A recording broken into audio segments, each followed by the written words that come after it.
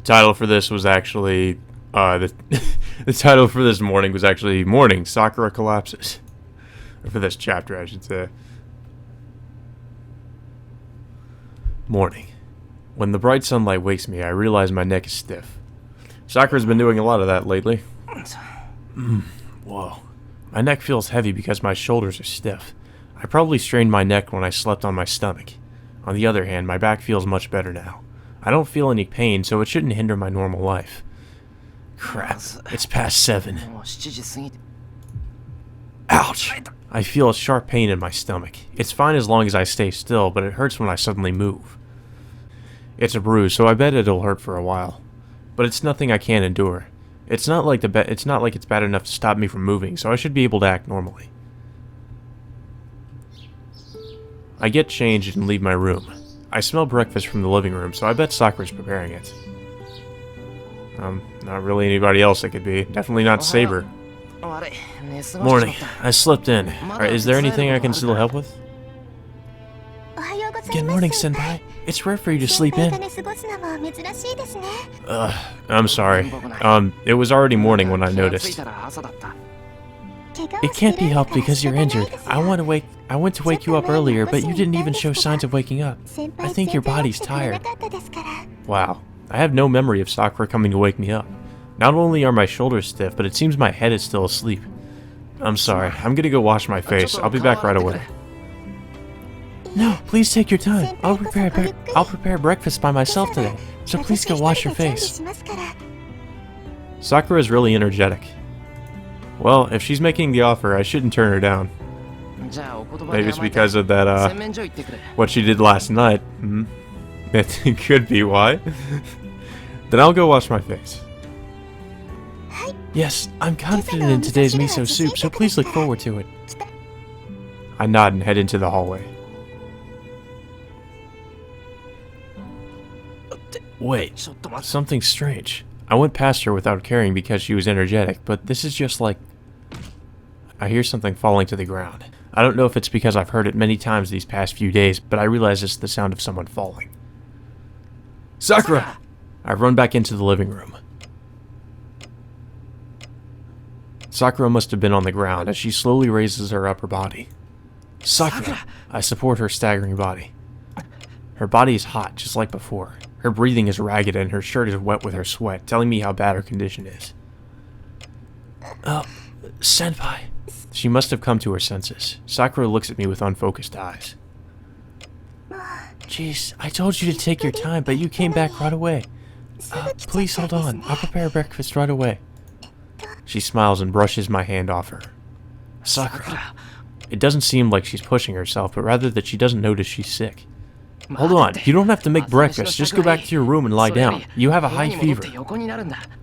Also, your eyes look like you have soulless eyes. Like, well, now they're back to normal, but before they were like just like these fucking soulless eyes every time. Every time like she faints or something, she just has that look in her eyes. Huh? I have a fever? Yes. Damn, it's really bad if you don't know it yourself. Why didn't I notice something so obvious? Even though I was depressed about Saber, there's something wrong with me if I can't care for Sakura's health. Senpai, I'm really fine. I just fell, so it's not like I'm dizzy or anything. Don't say stupid things. You have such a high fever. I don't even need a thermometer to tell that. Oh. I pull her into the living room. I have to let Sakura rest for now. I'll report to the school that she's going to be absent. Make some breakfast that's easy to digest, and for lunch, yeah, I'll ask Fujimura's old man and have one of their housekeepers come over. Where are you going, Senpai? We have to eat breakfast before we go to school. Sakura still hasn't grasped the situation. All her energy must have been a result of the fever. You're not going to school. You're resting in your room today. I'll let the school know. I'm going to go see Fujine in class, so I'll tell her then. I'm not going to school? Right, who else would it be? I'm injured, but I'll be fine. There's no reason for me to stay home. Even though you're pretty much mortally wounded. Well, there's no reason for me to push myself and go to school. Because I lost Saber, I don't have such liberty. Yeah, that too. You are pretty much painting a target on yourself. But there's something I have to do. I can't be staying in my house until I go tell Sosuke about last night, about Mato Zoken, an assassin. Anyway, you're to stay home today. You're working hard every day, so you can rest once in a while. I'll come home right away after I'm done with my business. Oh, no, I'm really fine. So let's eat breakfast and go to school. This fever will go away if I do. Such a thing won't happen, you idiot. You're being absurd, Sakura. I'm not being absurd. You're the one being reckless. I'm feeling perfectly fine and you're injured. But I'm the only one staying home? That's... And then she became a zombie again. Whoa, Sakura. Huh? That's strange, Senpai. I'm having trouble breathing. Why don't we just take her to the fucking hospital? Jesus Christ. Sakura's breathing hard and is about to fall to the ground. I support her, but her body is heavy. She must not have the power to stand up, or maybe she can't stand up because her body's heavy. Either way, Sakura's so sick that she can't walk by herself, and she's the only one who thinks she's fine. You idiot! Look, I'm going to make you stay home today no matter what. I don't care if you don't like it or not. I don't care if you don't like it or not. Yeah, that should be I don't care if you like it or not. I think somebody made a grammatical error there. But you'll end up staying home tomorrow too if you use up extra energy. But Senpai, I have to go to school. Delirious, Sakura punctuates her sentence with ragged breaths. Ignoring her, I lift her up and head to the guest room. She's already asleep when I get there, but she must still be semi-conscious. She's breathing painfully and takes a firm grip on my arm. I lay her on the bed. Oh, Senpai? Her voice is vague. Sakura is staring at the ceiling, not at me. Sakura, her ragged breathing, flushed cheeks, sweat-dampened clothes, and heaving breasts. She looks so erotic that I quickly look away. Why am I so imprudent when Sakura is sick? Crap, I guess I'll have to ask their housekeeper. I can't change her clothes or wipe her down. Her breathing has calmed down since she's lying down, so she should get better with some fever medicine. Once she can walk again, I can take her to the hospital to go get some medicine. Something you probably should have done before. Sakura, I'm going to go get someone, so sleep until then. You're familiar with Fujine's housekeeper, right? There's no reply. Her breathing still sounds painful, but it seems she's asleep. Phew, you're obstinate in weird ways, Sakura. Why do you want to go to school so bad? I'm just talking to myself. I know there won't be a reply because Sakura's asleep. Bye, I'm going to school. I step away from the bed and head to the door. Then, I want to go to school with you, Senpai. I hear her answer. Sakura? I turn around. Sakura is still asleep and her eyes are closed painfully. Oh, she's just talking in her sleep. I leave the guest room. On my way out. Because I have to protect Senpai. She says this in feverish tones. Nonsense. How could Sakura protect us? She's pretty much the damsel in distress. I drop by Fujine's place on my way to school to have their housekeeper come by. I sometimes forget because Fujine's not the type to dress up, but the Fujimura family is one of the richest households around here. It has dozens of scary-looking people that call themselves company employees even though it's not a company. Many of them live in the outbuilding, so they are a large family. So there are many housekeepers, and one will be free to spare if I ask. So, I get one of the emergency housekeepers who took care of my place a few times before Sakura started coming over. She's acquainted with Sakura, so I can trust her to take care of her.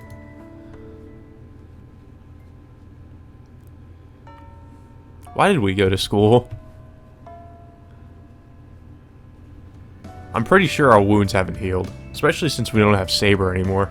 It's lunchtime.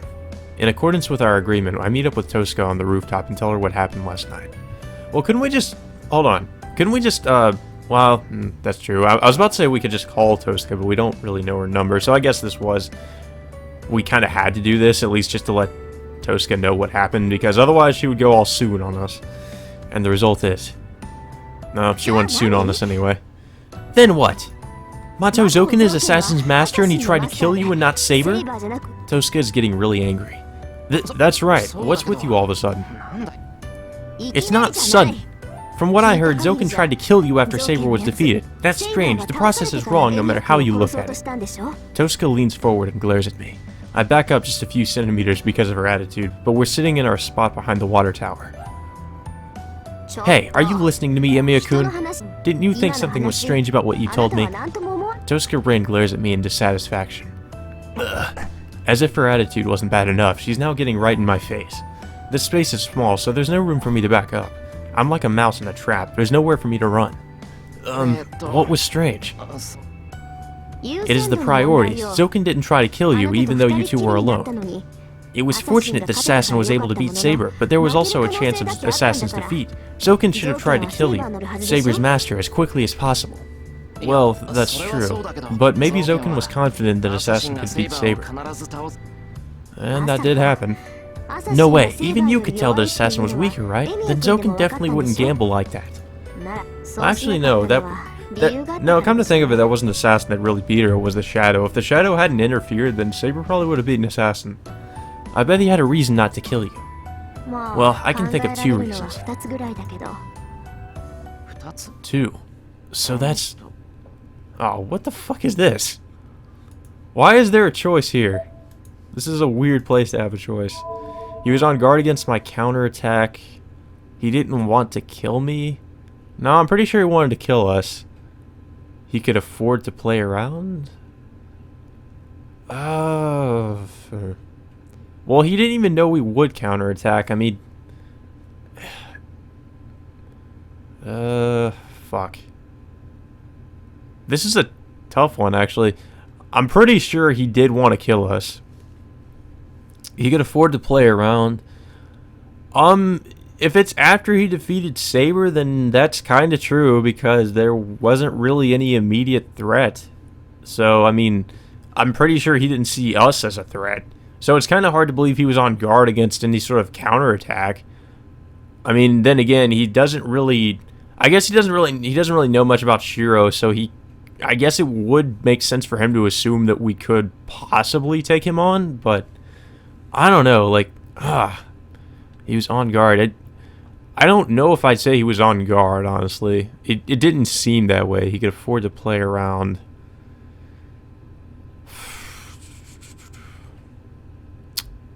I actually want to say the first one. I have a gut feeling, so I might go with that. Was he on guard against my counterattack?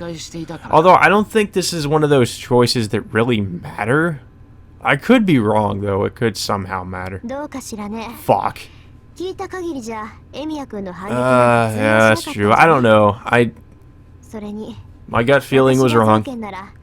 I don't think so. From what you said, I don't think your counterattack would have been effective. And if I were Zoken, I wouldn't leave a trapped enemy enough room to counterattack.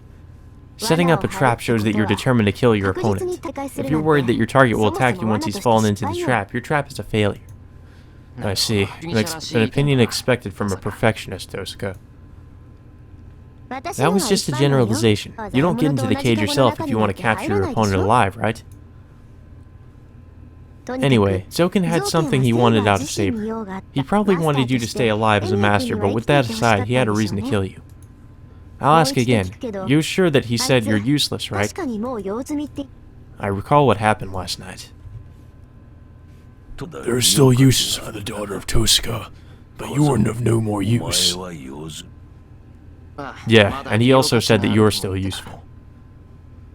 I see. I don't know why you're useless now, but that must be why he's running away from me. One of us has to die if we meet, but Zoken needs both of us to stay alive for some reason, so he's hiding from me. Tosuka ponders. Well, I've told her what I need to tell her. If there's anything else I should say, it's... No. I know what the answer is, because I remember the last time we had a question like this, or we even had the option, we decided to tell Tosuka, because if we leave her out of it, then it's only going to make things worse for us. I can't do this myself. I need Tosuka's help. No, this isn't my problem.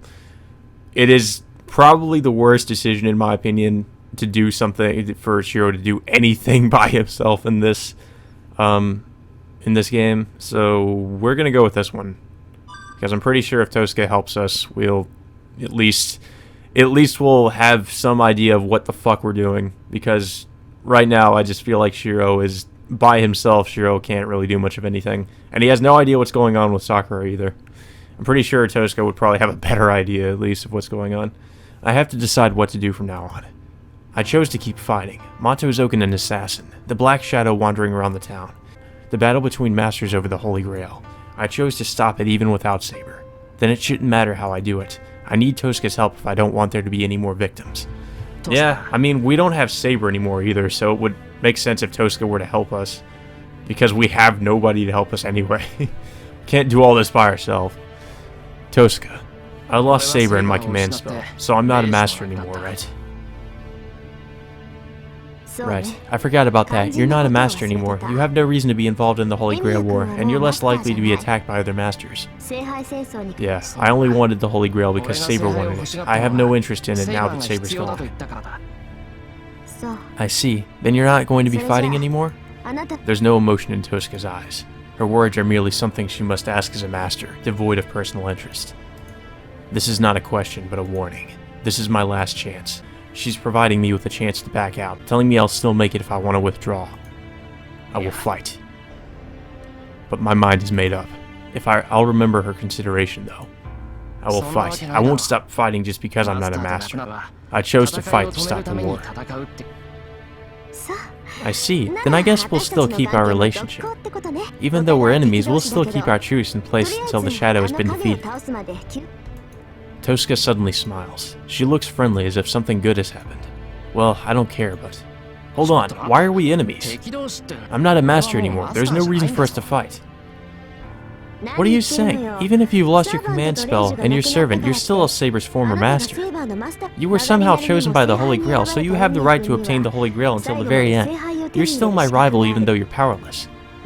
Really? Even if I have no intention of obtaining the Holy Grail? That would depend on the situation, right? It's possible that you end up needing the Holy Grail when you're in a situation where you can obtain it, and you inevitably use it.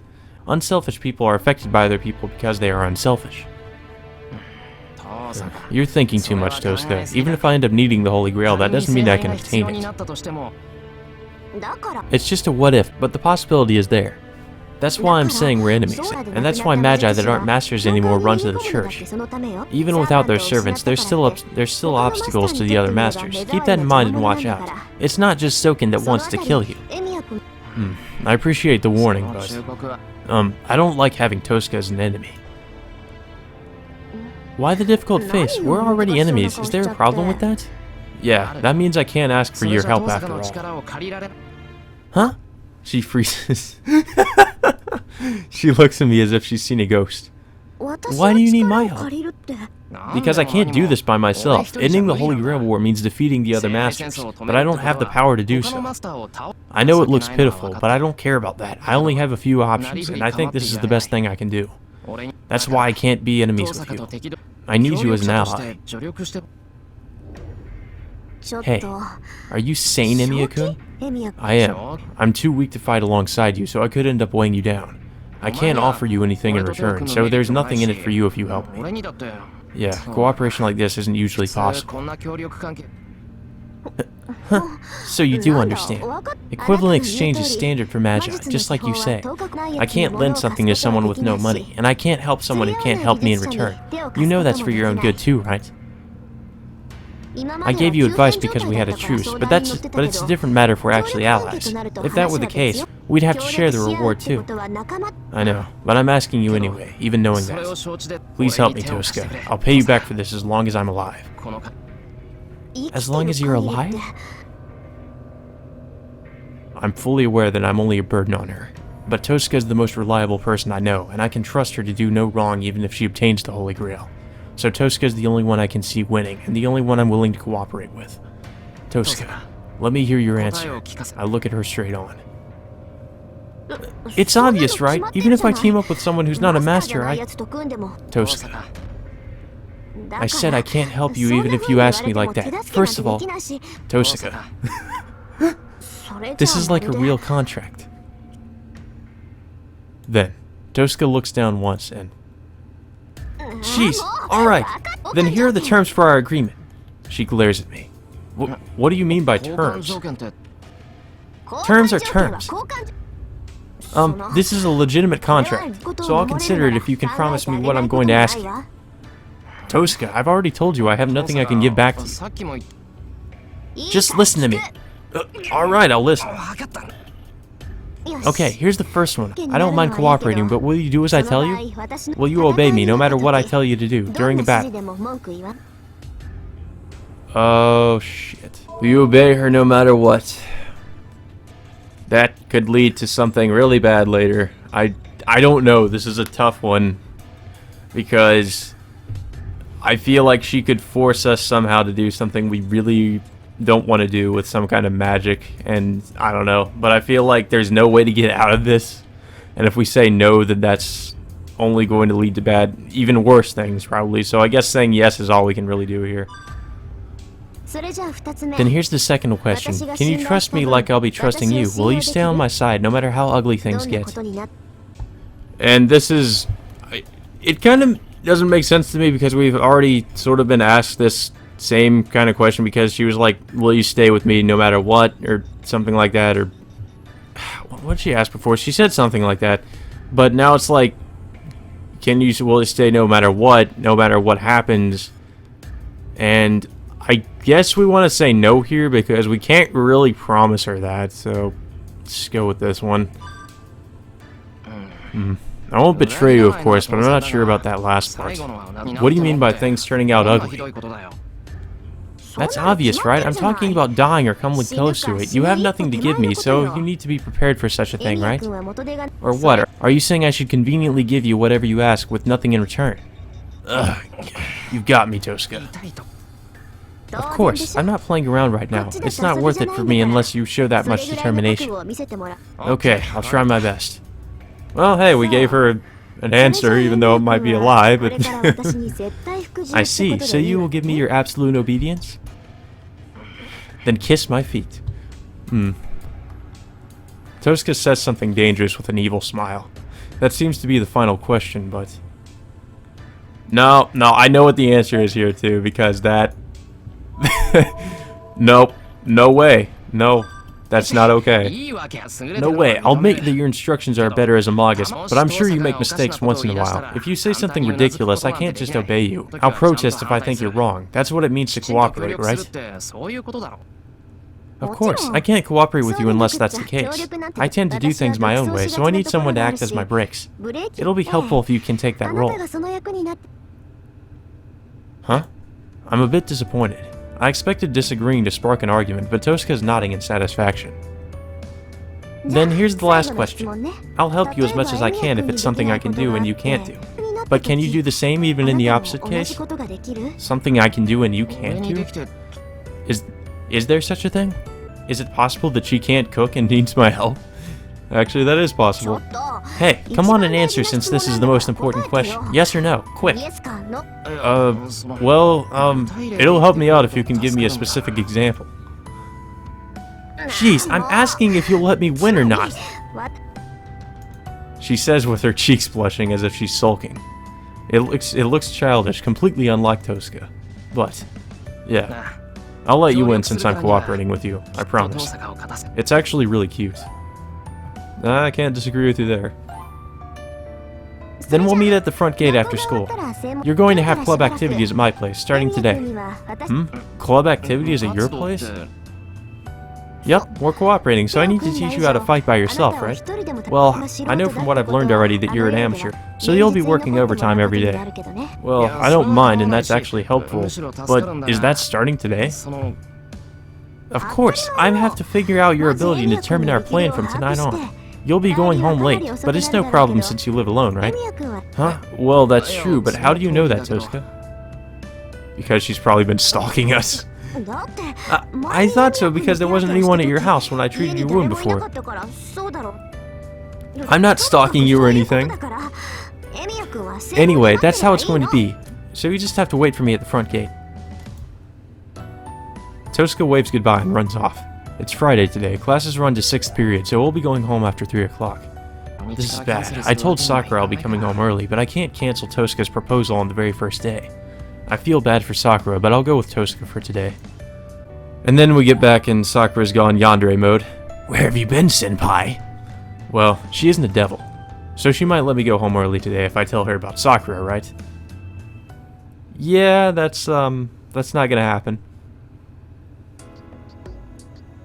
Uh-oh. An overcast sky again. This does not bode well. I remember the last time that happened, we got a bad end. I wait for Tosca by the front gate. The sky is gray and it looks like it'll rain any minute now. There's a chill wind, so it'll be a cold night if it rains. What are you thinking about? Then, Tosca's in front of me when I notice. She must have ran here as her shoulders are moving up and down. Nothing, I just thought it might rain. Oh, the weather? I guess it'll be a drizzle. We have to go on patrol at night, so it'll be a pain if it rains too much. It seems Tosca's already made plans for us to go on patrol tonight. I don't mind, but I'd like to go by my house and check on Sakura before that.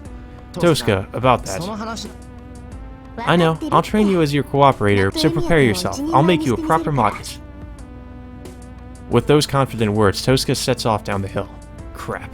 I can't bring up the subject of going home early if she smiles like that. So we're pretty much screwed right now. We make the long walk up the hill south of the intersection. The residential area is filled with Western-style houses. Tosca's house is at the top of the hill past Sakura's. And it's an old mansion.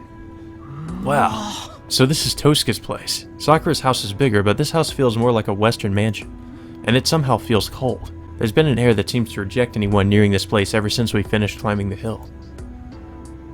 Why did you stop? This is my house. Yeah, I know. I was just coerced. Yeah, my house is different from yours. It's just that even someone who's ignorant of magical energy like you can feel the coldness of this house. Tosca goes into her home, speaking in bored tones. Hey, come on, I don't have any traps set up, so you don't need to hesitate. She beckons me from the entrance. No, it's not because of the atmosphere that I'm hesitating. Muttering to myself, I gather my composure and go in. This place certainly does have a cold atmosphere, but that's nothing. She has no idea what a big deal it is for a guy to come over to Tosca Rin's house. Well, I'm sure she won't understand even if I explain it to her. If I'm lucky, she'll just laugh. What are you talking about, you perv? Wait. Why are we in your room and not the living room? With an utter lack of concern, she shows me through the living room and into her bedroom. It's because this place has more instruments ready. The living room is where you have tea, but we didn't come here to drink tea, right? You're right, but I wish you'd think of me as a boy her age. Just sit down wherever. I'll be using sage and cards to consecrate you, but tell me now if you don't like either. I feel like we've gone into a witch's house or something. Tosca opens the box by her bed. It looks like a treasure chest for an adventure movie. Kishir's gate is useless for this. Oh, I'm out of sage. Can you bring some from downstairs, Archer? Scarlet Sage, right? Well, I don't think you'll need to go that far to distinguish this man.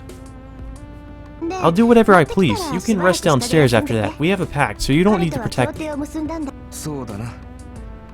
You're right. I doubt he has the nerve to betray you. I shall get ready for tonight. That must be Archer. His presence must be thin when in spirit form. I didn't feel much magical energy from him. I'm surprised. I didn't notice he was in the room. That's how it is if he's in spirit form. Even if he takes form, his magical energy won't leak outside as long as he's in this house. It's elementary for a workshop to shut in the magical energy.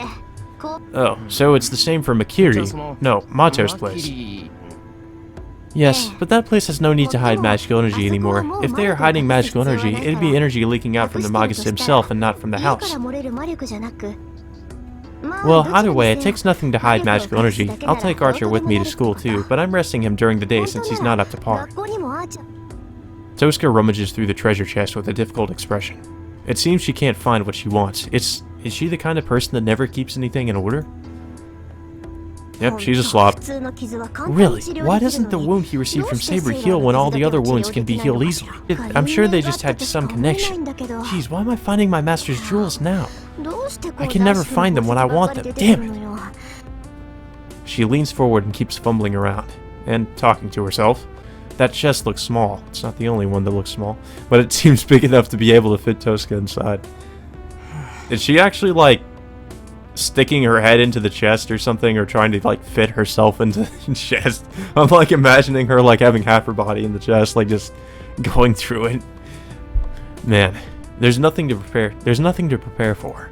All I can do is pray that she'll find the thing she wants, or just look around her room aimlessly. Which she's probably going to end up doing anyway. Then, I see something.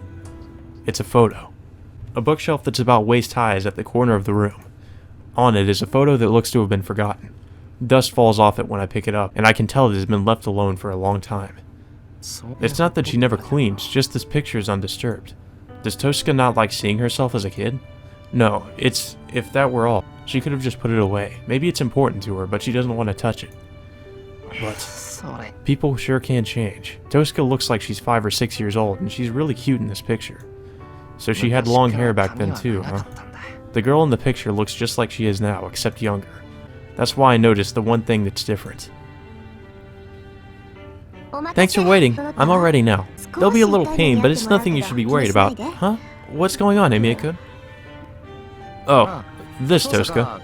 I show her the picture I found. Oh, that's an old photo. I just put that in the corner, but is there something wrong with it? Huh? Oh, well, there's nothing wrong, but it's nothing much, so I hesitate. It's nothing I need to ask about, but it just caught my attention. Oh, I see. You want to say I have a different ribbon on, right?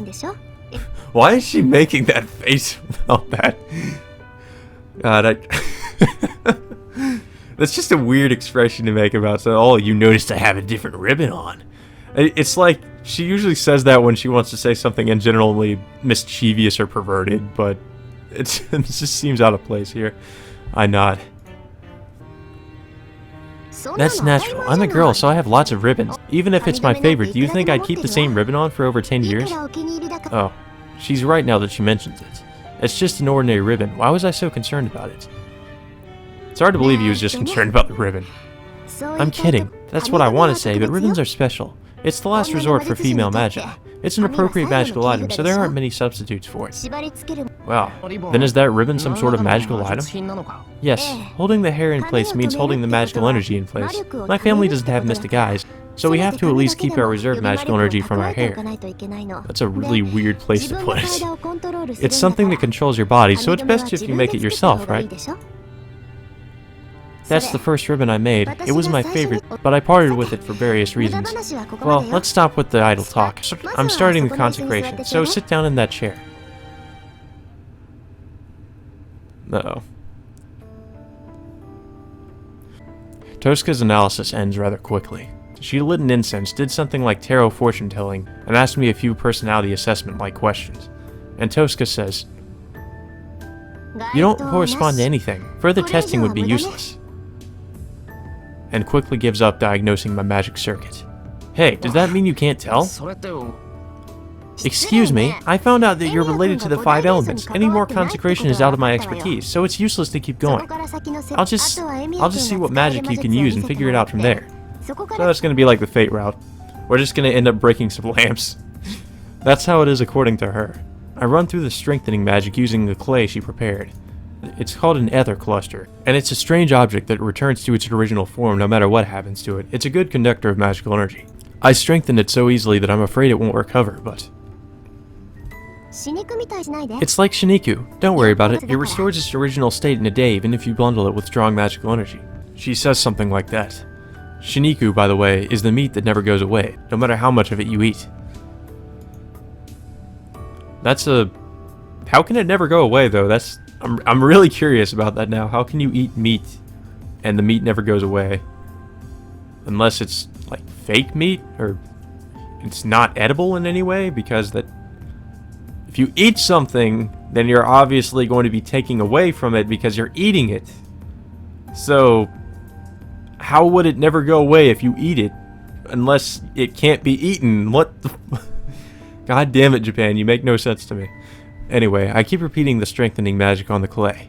I can't fail in front of Tosca, but I only succeed 2 out of 10 times. Activating my magic circuit, which was easy when I had Saber, took a lot of time and effort. Tosca asks me a few questions while I cast the strengthening magic. Whether I'm self-taught or whether I can use any other spells, how Kiritsugu taught me, and what I have the easiest time imagining. So, Tosca's expression darkens further with each answer I give, and by the end she's shut up entirely. I don't know what she's angry about, but it's really awkward to be here if she makes a face like that. Tosca, I know it's only a matter of course, but are you regretting cooperating with me because I'm such an amateur? Huh? Yeah, I do regret that you're an amateur, but in your case, you were taught wrong. Or should I say that I'm surprised you're still alive with the way you're doing things. Hey, Tosca, you lost me. Why is she glaring at me? Fine. I guess I'm going to correct you. We'll have to start with the fundamentals. But let's go back to what we were talking about earlier. Is it true that the things you projected are still in your shed? Yeah, things don't normally go away unless you break them, right? I told her that I use projection as a breather in between strengthening magic. It seems Tosca's particular about it and told me to use projection using the clay. She told me to make a vase. Everything started out smoothly, but in the end I still failed. For now, I'll teach you how to turn your switch on and off. It's faster to make an actual switch in your body. Stay over tonight. It's a drastic measure, so you'll have to stay in bed all night. What? You mean here? What's with that face? Don't worry, I'm not going to be performing surgery on you. You'll just drink some medicine. Well, you won't be able to move for a while because it's so strong. It's not that I don't like drastic measures. Which, I'm pretty sure you don't. I look at the clock. It's almost 5. I didn't notice since it's cloudy today, but it's getting late. Tosca's helping me as a fellow Magus. It makes me happy and I'm grateful, but I'm worried about Sakura too. I should... Oh god. I'm pretty sure we're gonna want to go with the first option here. That would make the most sense. I'm worried about Sakura. I feel bad, but I should clearly tell her. Tosca, would you mind doing that at my house? Huh? At your house? Yeah, Sakura's lying sick at my house, and I want to go check on her. I won't be able to rest easy while I'm lying in bed unless I'm sure she's alright. Crap! That's right! She's astonished. It's only natural. Anyone would get mad if someone asked them to cooperate but told them today is a bad day to train. You idiot! I wouldn't have kept you here for so long if you told me earlier. Huh? She stands up as soon as she yells at me, but crosses the room and puts on her coat. Let's go. We've done everything that has to be done here, and we can do the rest at your place. We'll continue as soon as you're done with nursing Sakura, so let's hurry. Okay, that'll help me out. I'll tell you now, since I don't want to have to keep remembering this. Your nature is in projection and not strengthening. I don't know where you made your mistake or what your misunderstanding is, but you're a Magus that belongs on the side that creates. Tosca walks off down the hallway. I tilt my head in wonder, but I follow Tosca and leave the Tosca household.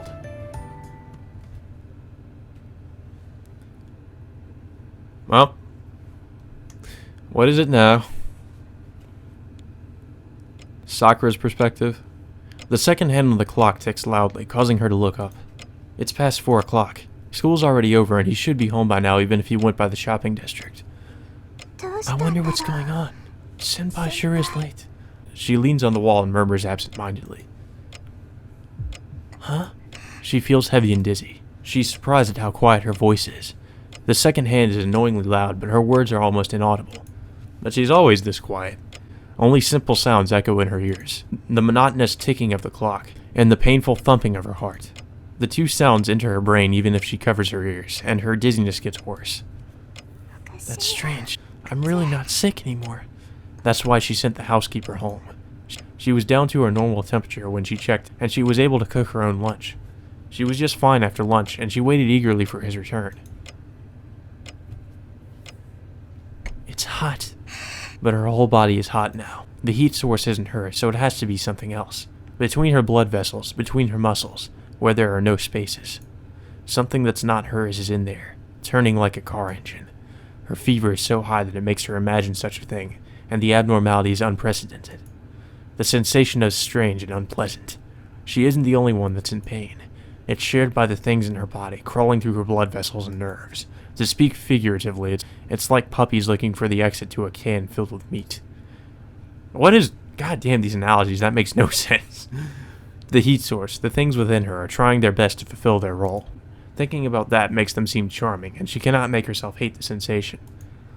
I don't know, if I thought about any of that, that would really freak me out. The clock's loud. She looks up at the clock absent-mindedly. It's 4:30. A bit longer. He should be back in half an hour. She has to calm down and suppress the things running around inside her by then. It's fine. It happened many times before. Yes, she's used to this. She's been disciplined and reformed many times since she was a child.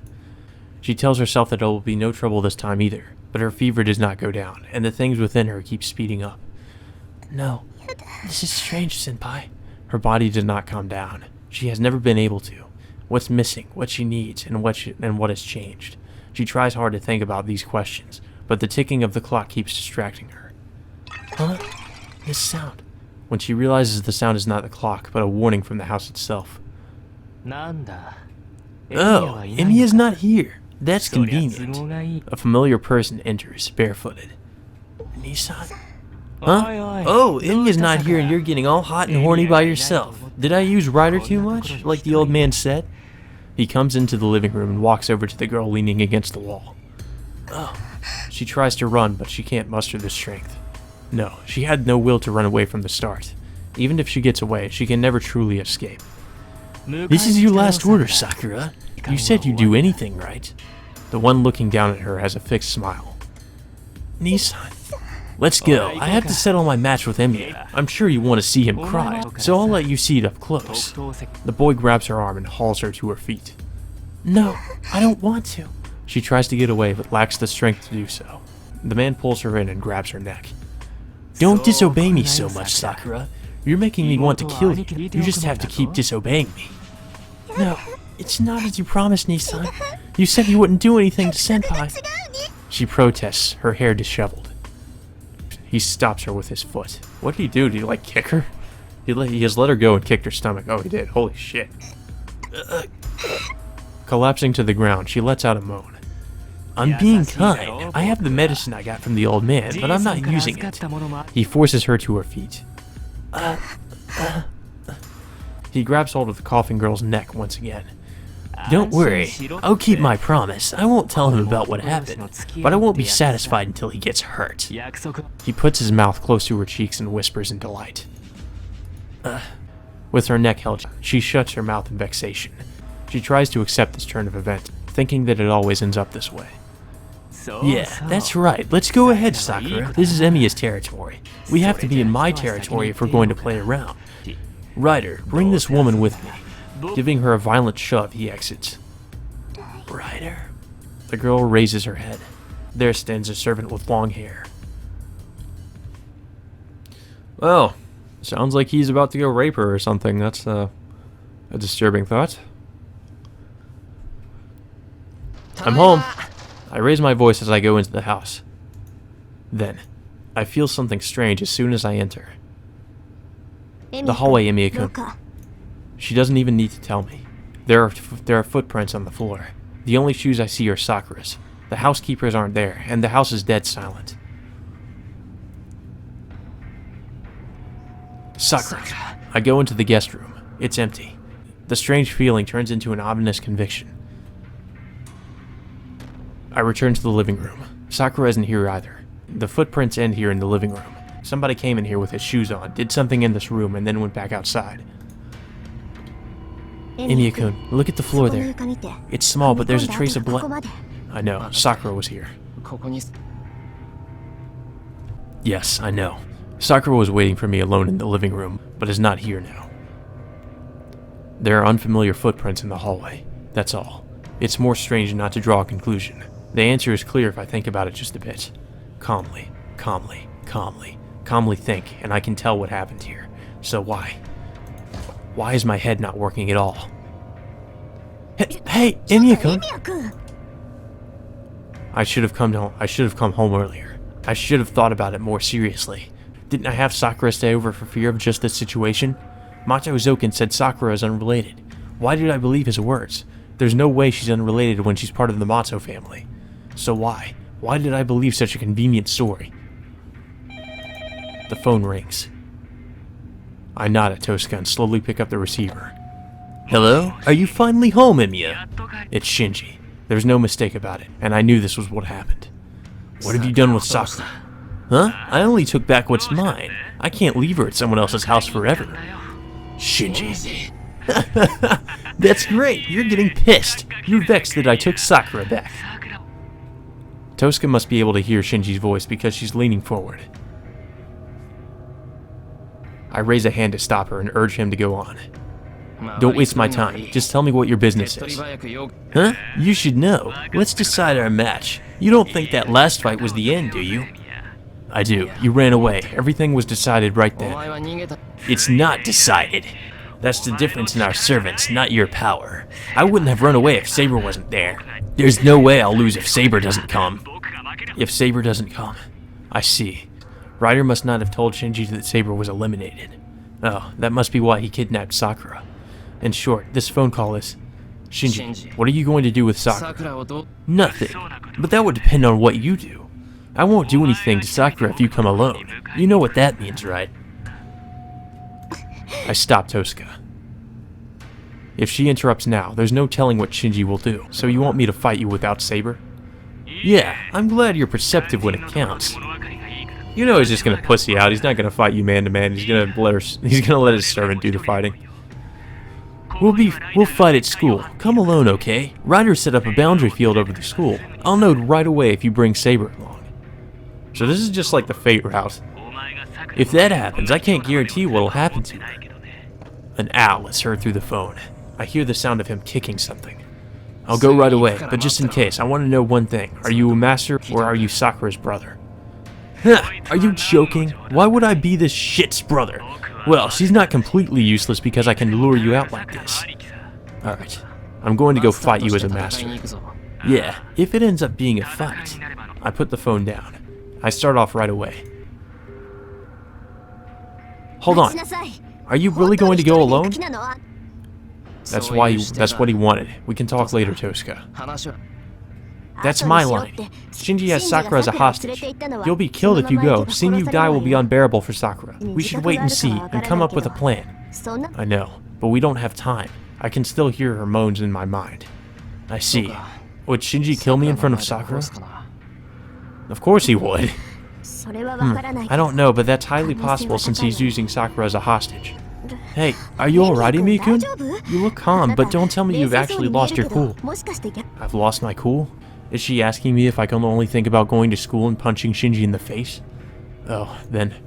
yeah, I can't think of anything else. I'm mad at myself for not saying anything because I thought it was a family matter. He said he's not her brother. Such a guy took Sakura. He took her, so I'm going to take her back. Don't do anything, Tosuka. And Tosuka follows you. I go outside. The sky is dark and the sun's about to set.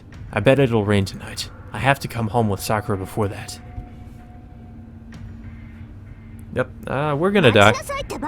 Hold on, didn't you join forces with me because you couldn't save people by yourself? I stop. Her words splash cold water onto my heated brain. I'm sorry, but Sakura's in danger. I know it's suicidal to go alone, but this is all I can do. I thought so, but I can't readily help you as long as Shinji's holding Sakura hostage. But Miyu-kun, if you can manage to get Sakura back from Shinji, I can do the rest. You'll take care of Shinji? No, I'm talking about Ryder. Servants are ones who fight other servants, right? I'll be hiding, so do anything you can to save Sakura. If you can manage that, I'll save you no matter what, even if you are about to die in the next second. Tosuka sounds like she's trying to convince herself. This is just going to increase the burden on her. I'm fully aware of that. I got Tosuka to help me, and now Tosuka's trying to fulfill our promise. That convinces me. I'll rely on Tosuka. In return, I'm going to get Sakura back. Alright, I'll leave the follow-up to you.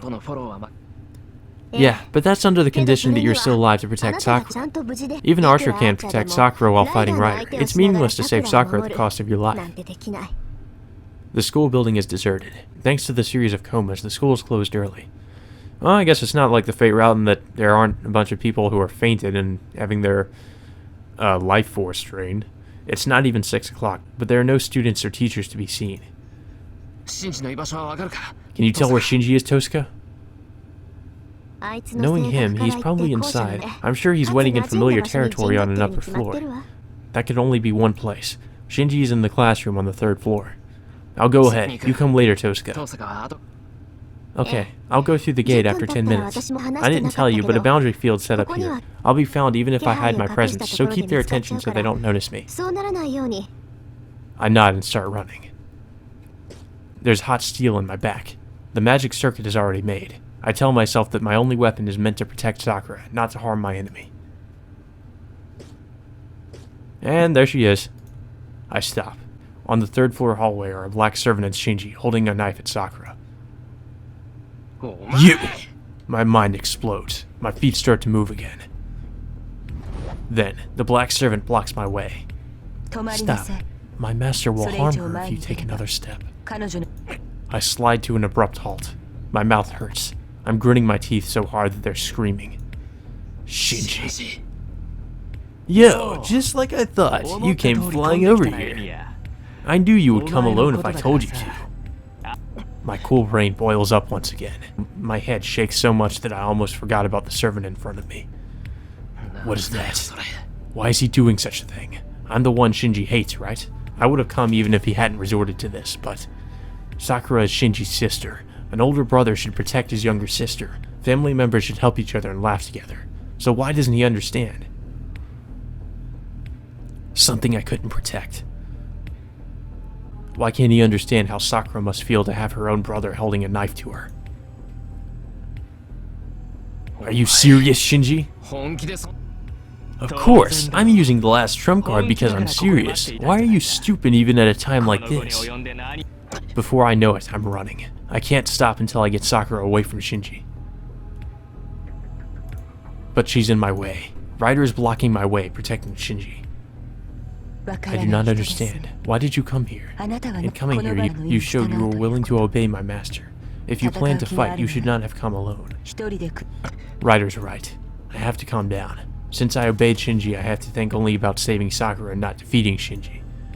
Phew. I take a deep breath and pull myself together. Shinji is enjoying my dismay with Sakura in his arms. Sakura hasn't raised her head since I arrived. She's not unconscious. She's standing unassisted. Her head is down because she doesn't want to raise it. Shinji, did you tell her about us? I glare at him, unable to hide my anger. Huh? Oh, I see. Yeah, don't worry, Emiya. Since you wouldn't tell her, I told her everything. I told her we're both masters and tried to kill each other. Oh my god, that fucking expression. Right face. Did you want to hide that from her? Or are you stupid? Of course she'll find out. She knew you were hiding something, but she couldn't ask you because she's just your underclassman. He presses the blade against Sakura's cheek. Sakura looks away but grits her teeth so that she won't raise her face. Come on, don't be reserved and ask. Emiya won't hide anything now. See, it's your wish come true.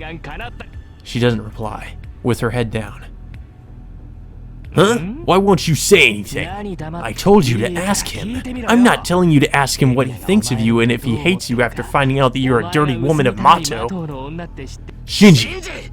Her figure looks like she's apologizing to me, and I can't contain myself anymore. It's fine now, right? I came here just like I promised. Let Sakura go. What? I didn't promise you anything. I gave you a command. I just said I wouldn't do anything to Sakura if you came alone. Don't glare so much, Emiya. I'm not a devil. I'm glad that you want to save my sister. I'll meet your sincerity if you act accordingly. I can send Sakura home once we're done. I see. Is that a promise, Shinji?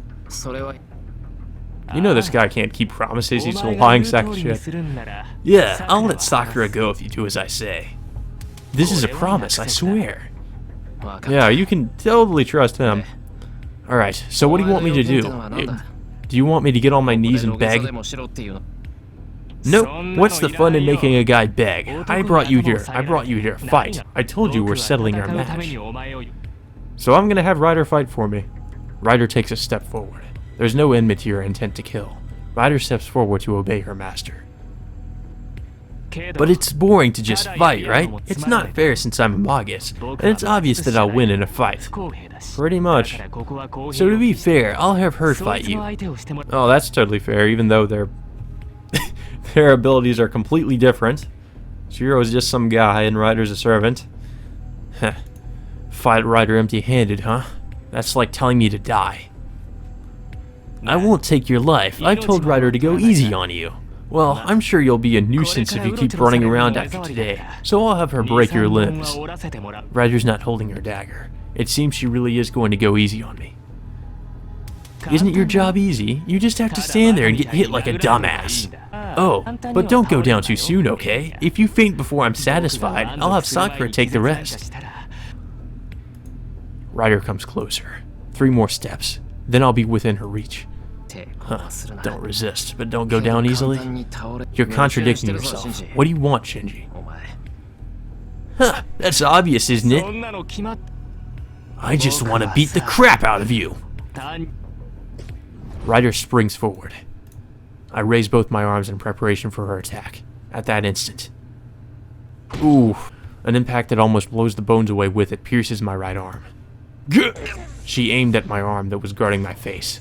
My arm is still attached, but it's numb and I don't feel anything. I lace my senses as fast as possible. I can't do anything barehanded. Unless I strengthen everything that can be strengthened, my limbs will be torn clean off. I have to turn my uniform into steel and turn my body into something even stronger, or the next attack will kill me. A tremor runs through my left arm. The blow like a bush hammer penetrates through my strengthened uniform and tries to break my left arm. You. Both my arms have been rendered useless in a mere second. No, they do move, but I don't feel them. I can't use my deadened arms to block her attacks. If she takes another shot at my head now, I'll be knocked out for sure. Ryder is merciless. She beats me relentlessly, just as Shinji ordered.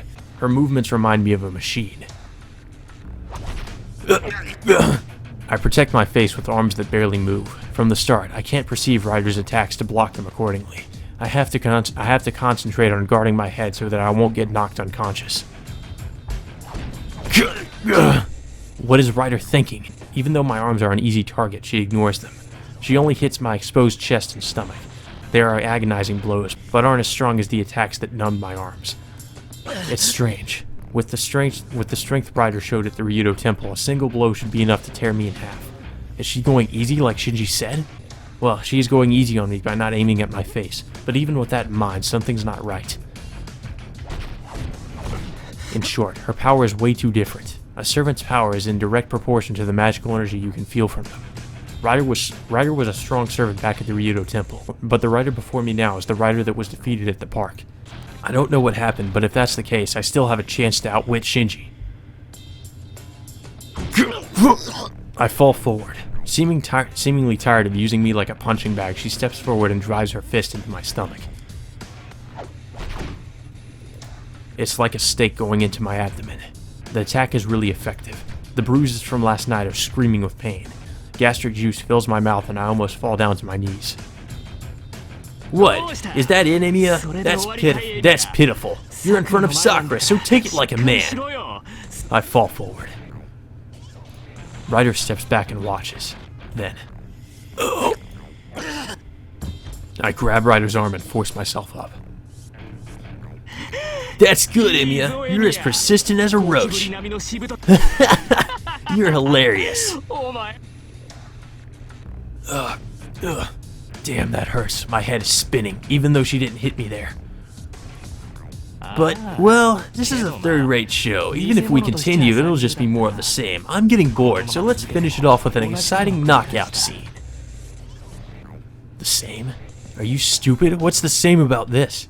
We're standing in a different position now. Hasn't he noticed that I switched positions with Ryder when I pulled myself up using her arm? There are about 5 more meters. Your patience is worn out. What? I raise my head. What did Ryder just say? Enough resting! Start the second round, Emiya! Ryder shakes off my hand. The black servant resumes her attacks with the artificiality of a machine. I'm being pushed back. To avoid finishing me off, Ryder's attacks stay clear of my vital areas. My body is numb. I'm bruised everywhere I got hit, and I don't feel pain anymore. It's because the pain from within is worse than her attacks. Ryder has attacked me to destroy my body. Prepare yourself. The black servant closes the distance with an emotionless voice. And in that moment, I'm certain. This isn't part of Shinji's plan. Ryder's decision not to go for my head, and that I can still move my body. It's not because Shinji ordered her to go easy on me, but... Alright, you don't have to hold back anymore. Kill him, Ryder! Nissan, stop! Ryder's hair flutters as she steps in, and hits me in the chest with her most powerful strike yet. I can't breathe. I don't feel the ground anymore. Her attack almost blows me unconscious even though I knew it was coming. Senpai! I hear a scream and a delightful laugh as I fly through the air. Sakura's voice is close. I fall. Under normal circumstances, I would have hit the floor and died. The impact of the fall doesn't matter. It's an attack strong enough to blow a human away. It wouldn't be surprising if the strike blew a hole in my chest. But I'm alive. Anyone can jump back if the timing is set so perfectly. The attack wasn't meant to kill me. She's kept me conscious and mobile, not because of Shinji's order, but of her own free will. Now, the range is perfect. I turn my body right before I hit the ground, straighten myself instantly. Huh? And grab the knife in front of me with my left hand.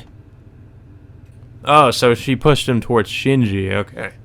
I catch it by the blade. I don't care about it digging into my hand because it's numb.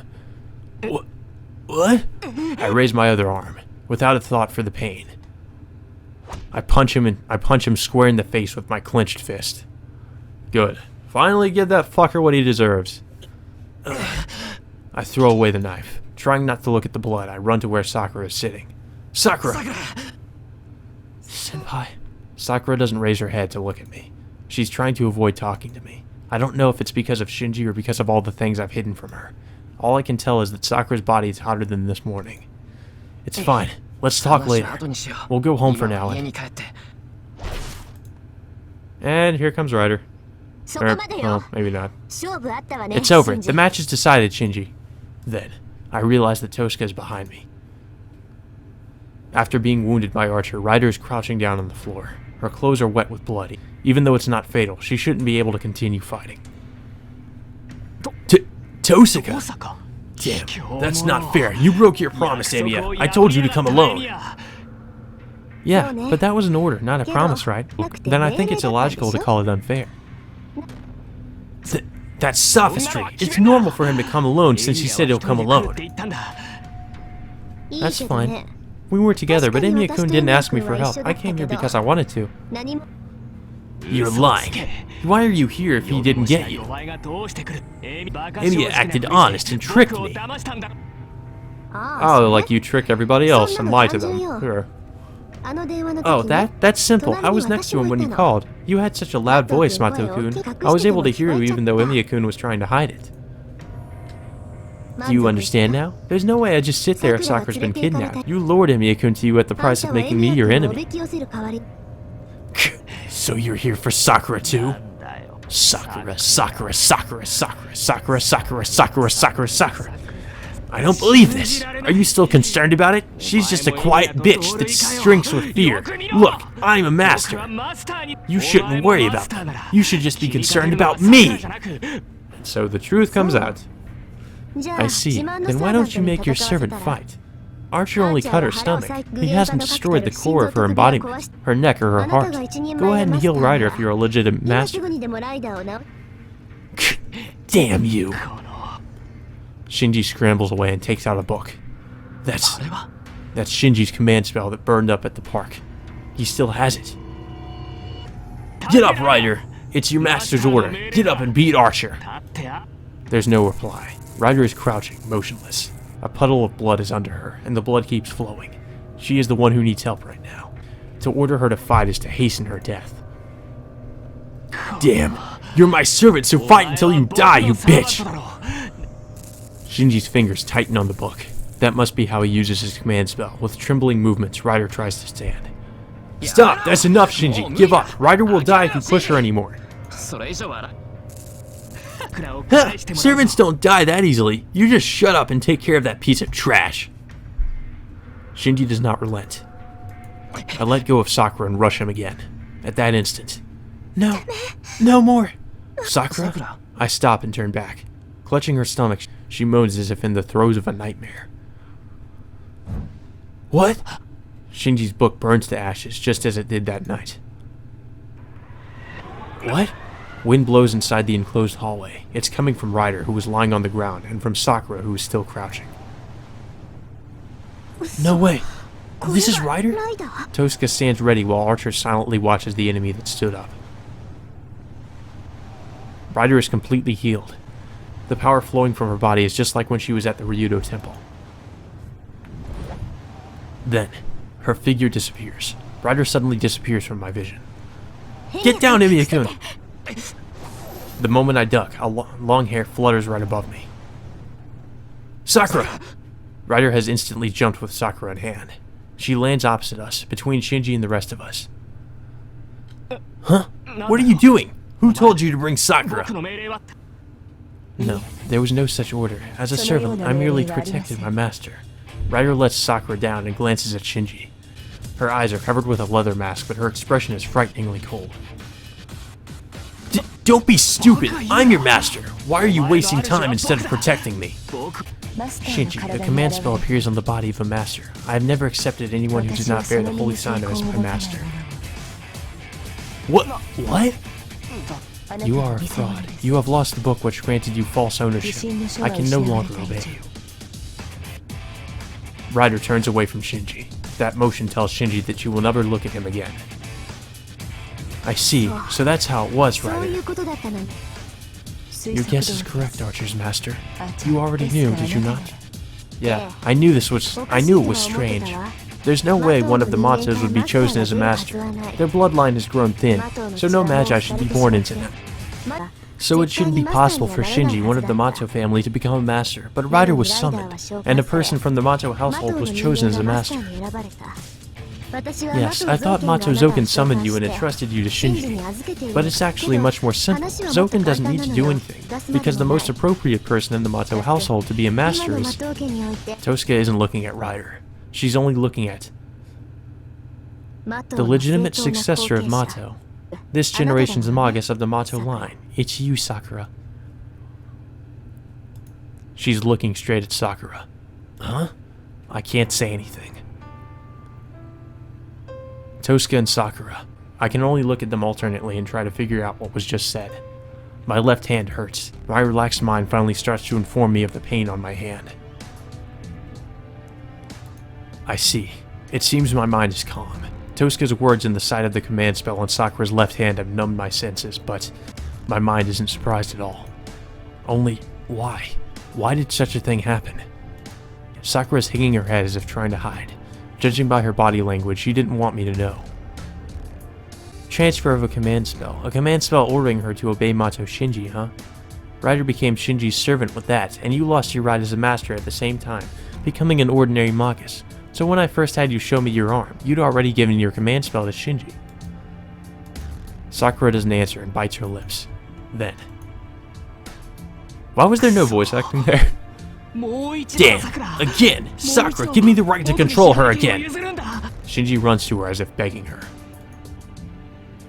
Hey, say something! You don't want to fight, right? You said you didn't want to be a master, so that's why I took over in your place. Why are you pretending to be a good girl now? So technically Sakura was a master in all the other routes in that case too, because she must have been the one that summoned Ryder. Shinji couldn't have done it. Shinji raises his arm. His fury is overflowing, but there's no need for me to stop him. Ryder, are you going to disobey me? You're not my master, Shinji, even if you are a brother. If you intend to harm Sakura, I will kill you. Ryder releases him. Shinji backs away, clutching his arm where Ryder gripped it. I see. You'll regret that, Ryder. No matter what you say, everything will be back to normal when Sakura makes another book. Do you know what will happen once you become my servant again? It's useless, Shinji. It's almost impossible to entrust a servant to a human, and someone that's not a Magus at that. The transfer using the command spell made it possible. Yeah, there's one more command spell. Sakura won't disobey me, so... That's why this is it. Sakura only has one more command spell. If you use it, you'll have no way to control Ryder. Ryder would be freed. You can't bind a servant with a fake right made with a command spell. It'll just burn your book like earlier, even if you order Ryder. What? Then I'm... Yes, you lost your chance to be a master. No, you were never a master, as you were only controlling her using a fake command spell. A crack runs through. With a sound, the existence of Mato Shinji breaks. I see. So it was possible from the beginning. I have no talent. The old man cast me aside as a failure, and I was pitied by my sister. Yeah, it's only natural. I knew it. I knew it. I knew it. I knew it. I knew it. I knew from the beginning that I'm not suited. Nissan. No, don't worry about it, Sakura. This was all just a farce. I knew that I have no talent. Your family's... You were the family's heir. There was no need for me to butt in. But you did it anyway. Nissan. Yeah, I know. So Sakura, you continue. Huh? Fight them in my place. Look, Sakura, Emi and Tosca are enemies. If you're the successor of Mato, then you know what you have to do now. Shinji, haven't you heard a thing I've said? Sakura won't fight, and you have no right. We won't attack you since you don't have Rider anymore. Just stay in hiding until the Holy Grail War ends. I'm not asking you. Come on, Sakura, I'm telling you. You're going to obey me like always, right? There's no reply. Sakura clenches her fists, turns back to Shinji. I don't want to. Let's stop Nissan. And clearly refuses his order. Sakura, what did you just say? I don't want to. You broke your promise. You said you wouldn't kill Senpai, but you broke our promise.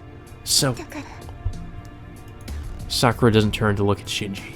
Shinji looks at it like someone else's matter and laughs. I feel a chill, and in that instant... Alright, then you can die. I hear the sound of glass breaking. Whoa, what the fuck just happened? Sakura falls. Her knees lose strength and she falls to the ground. Bye, Sakura. If you're going to hold a grudge, don't hold it at me, but hold it against that old man for making your body like that. Well, you're going to end up like that anyway. It's better for you to be free from that pain now. Shinji runs away. Sakura tears at her chest. Her earring breaks and chemical-like liquid is pouring out of it. No. She goes into convulsions. No, it's worse. Sakura's shaking so bad that it seems like she's going to crumble like a building in an earthquake. Sakura! I don't get what's going on. In my worry, I run to her. Fool, don't you understand what's going on? Someone stops me. I don't know when he got here, but Archer is grabbing my shoulder. Get away from here. You won't be able to restore her if you feed her without care. Archer pushes me back and says something strange. Feed her? What do you mean? The question dies in my throat. The hallway tints red. The air becomes a mist, moistening our skin, and every wall starts to sweat like honey. My chest is burning. The air. This red world is a different world made by magic. This must be a boundary field that melts everything within its framework, on this premise. Tosca, this is... I can't breathe. No, the mist clogs my throat and burns me from the inside when I breathe. It's the boundary field Shinji set up here, but it's much stronger now that Sakura is Rider's master. What? I look. On the other side of the hallway is Sakura, clawing at her chest in agony. And Rider, who is confronting Archer to protect Sakura. Move aside, Rider. Your master is running wild. She will be addicted to it unless she's stopped before she gets a taste of another's magical energy. I refuse. My role is to protect my master. I cannot let you through as long as you are trying to kill Sakura. Oh, so you will stand there and let your master die. Your master is using up magical energy at a high rate. Do you understand that she will certainly die if you leave her alone? No, she can avoid death if she takes in more magical energy than she loses. Fortunately, there are two magi here. Shinji escaped, but they cannot escape now. I shall take your master before Sakura is consumed. So your character doesn't change even with a new master, huh? It seems you value yourself over other people's lives. Yeah, that's kind of hypocritical coming from you, Archer. That goes for you too. You were trying to protect your master by ignoring mine. I see, then there's no need for either one of us to hold back. Archer charges. Without heed for the corrosive boundary field, he rushes at where Sakura still crouches on the ground. And he clashes with Rider as she blocks his way. Hey, are you okay with this, Tosca? He started fighting with Rider. Of course they have to fight. We won't last like this, and as a fellow Magus, I have to prevent Sakura from becoming a heretic. Huh? Heretic? Are those people who use magic against the law of the association? Or people who cannot stop the magic circuit and destroy themselves? Wait, what is that? Why Sakura? She's running wild. Rider made this boundary field, but Sakura's the one maintaining it. I don't know what Shinji did, but Sakura's attacking indiscriminately now. I bet Sakura's like us. It's just painful and she wants air, so she's sucking on other people's air. Or magical energy in this case. I can't leave her be as the supervisor of Fuyuki. What? You can't leave her be? What are you going to do to Sakura? Ask Archer. I only know of one way to stop the Magus like that, but Archer might know of some other way. Well, we have to do something about Ryder before that anyway. From what I can see, Archer is the stronger of the two, but it seems his output is down. Output is down? I look back at the hallway. Archer is overwhelming, even in my eyes. In terms of pure power, he's stronger. There's no way that Ryder can hold him back. But it's strange. Ryder's strength is her agility. She shouldn't be good at fights where she has to protect someone. Being forced to protect someone should put her at a disadvantage. Archer should have already defeated her and moved on to Sakura. But that's not the case. So could Ryder be overwhelming him? Archer's sword swings through empty air. Her hair flowing as she moves. Ryder arches back as she avoids the attack, then steps in and slashes at Archer. But Ryder isn't the only one who attacks and defends at the same time. Archer repels Ryder's dagger with his other sword and pushes her back. Advance and retreat. They are evenly matched. Archer cannot press forward, Ryder cannot force him back, and they consequently clash swords without any progress. The impatient one is Archer. Though his enemy is weaker than him, he cannot repel her, and the boundary field is slowly taking his energy. And to add, Tosca and I are at our limits. Just stopping our breaths is painful, so being in the hallway stabs at our minds. At this pace, we'll fall before Archer defeats Ryder. Damn. Archer clucks his tongue in annoyance. There. I understand your power. I'm sorry, but you cannot defeat me. Ryder stops and makes an announcement in a regretful voice. What? I said you cannot beat me. You are not using your noble phantasm. I do not know if your master has forbidden you from doing so, or if you are concerned for Sakura's safety. Regardless, if you will not use it, this is it. You cannot defeat me. Planting her feet, her only weapon, Ryder confronts Archer. She looks so defenseless that the match could be decided if Archer attacked her now. I'm not worried for your master. I just think that there is no need. And you cannot use your noble phantasm either. Mato Shinji was your master until now, so you do not have enough magical energy stocked up to use it. Yes, Shinji cannot give me magical energy, so I cannot use my noble phantasm right now. That's right, there's no need to waste my magical energy against an opponent who will not use it. I will slash you with my next attack. Proceed to slash that girl, and everything will end. Yes, let's say that is how it will be. It will be easier for me to kill you if that is the case. Ryder answers calmly. What does she intend to do? Without even readying her weapon, Ryder stands against Archer. No, Ryder! But stops when she hears the voice. Please endure there, Sakura. I will solve everything. Stop! Please stop, Ryder. I didn't call for you for something like this. I cannot follow that order. Your life takes priority above all else.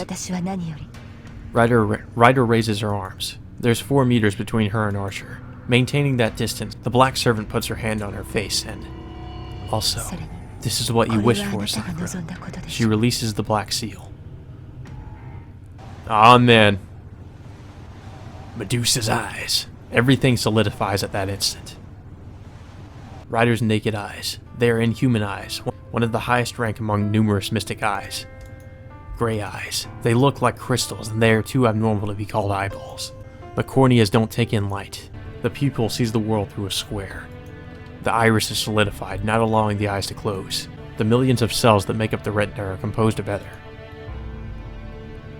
Are they art that the gods admired, or are they nature that the gods cursed?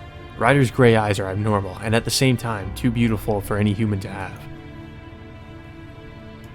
Archer is frozen in place. It must be because he saw her eyes from such a close range.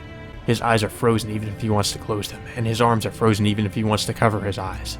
He tries to charge forward and slash at Ryder, but his legs are already petrified up to his knees. No way! Mystic eyes of petrification? Tosca's voice is almost a scream. I can't tell what kind of face she's making. My eyes are also captivated by Ryder's mystic eyes, and I can't look away. My blood is thickening. The flow is solidified, and my senses are ceased. Mystic eyes. A single action magic that magi have. It takes the eyes, passive receptors of the world, and makes them function actively to influence the world. It indiscriminately casts this magic upon anyone within sight, though the effect is vastly increased if the target meets your gaze. In short, it's something not to be looked at, and it's a frightening magical nature that entraps anyone that looks at them. Their abilities and concealable nature make the Mystic Eyes proof of a first-rate magus. The technique to make one's own eyes into a magic circuit is close to that of a magic crest. But then, artificial Mystic Eyes only have strong enough powers to cast Charm or Whisper. Possessors of truly powerful Mystic Eyes are always born with them. Binding, Coercion, Contract, Burning, Illusion, Extreme Luck. Mystic Eyes that directly intervene with another's fate are called Noble Color, and among the highest ranked of them are the Eyes of Petrification. No magus of this age possesses these eyes. There are only a few magi that make petrification magic possible. How great a miracle is it to be possible to petrify others just by looking? Breaker Gorgon. It is the curse of the gods, sealed by the powers of shrines. It is said that such evil eyes are only possessed by evil beasts and spirits in the age of the gods. The magical noble phantasm that can only petrify people with its glance. The symbol of the heroic spirit Medusa. Get away, Rin! The real attack is coming! Archer screams, his body now petrified up to his waist. Beyond him, a dark red wave is expanding from within Ryder, who has released her mystic eyes. Wait, even if you tell me! Tosca is moving too slowly. Something terrible is flowing forth from the other side of the hallway. The wave becomes sharp like a spear and aims straight at Tosca. She'll die. Tosca must be more entranced than me, as she cannot even move a step. Unable to dodge, she will be impaled by the spear. With the scene of several seconds in the future in mind, oh god. I'm pretty sure the option here is obvious, but let's see. Pull Tosca's hand, close my eyes, and attack Ryder. I can't do anything. Okay. Those other two options are fucking stupid. Close my eyes and attack Ryder. Yeah, we're gonna get our ass handed to us if we try to do that. I can't do anything. So just stand there and not do anything. Yeah, that'll work. Let's just go with the first one. There's no time to think. I can still move my legs and arms. Then I just need to move forward and pull Tosca. Tosca! What? Tosca doesn't even budge when I grab her arm and pull. It seems she's heavier than she looks. Damn, you're heavy. She doesn't even move when I pull with both my arms. Then all that's left is... Damn, just move! I charge at her to push her away. Oof. What happened? Ow. I hear a dull piercing sound. What are you doing? I can't hear her voice clearly. Did we get impaled? Uh-oh. My body is burning. Everything is hazy, as though I have a high fever. Senpai?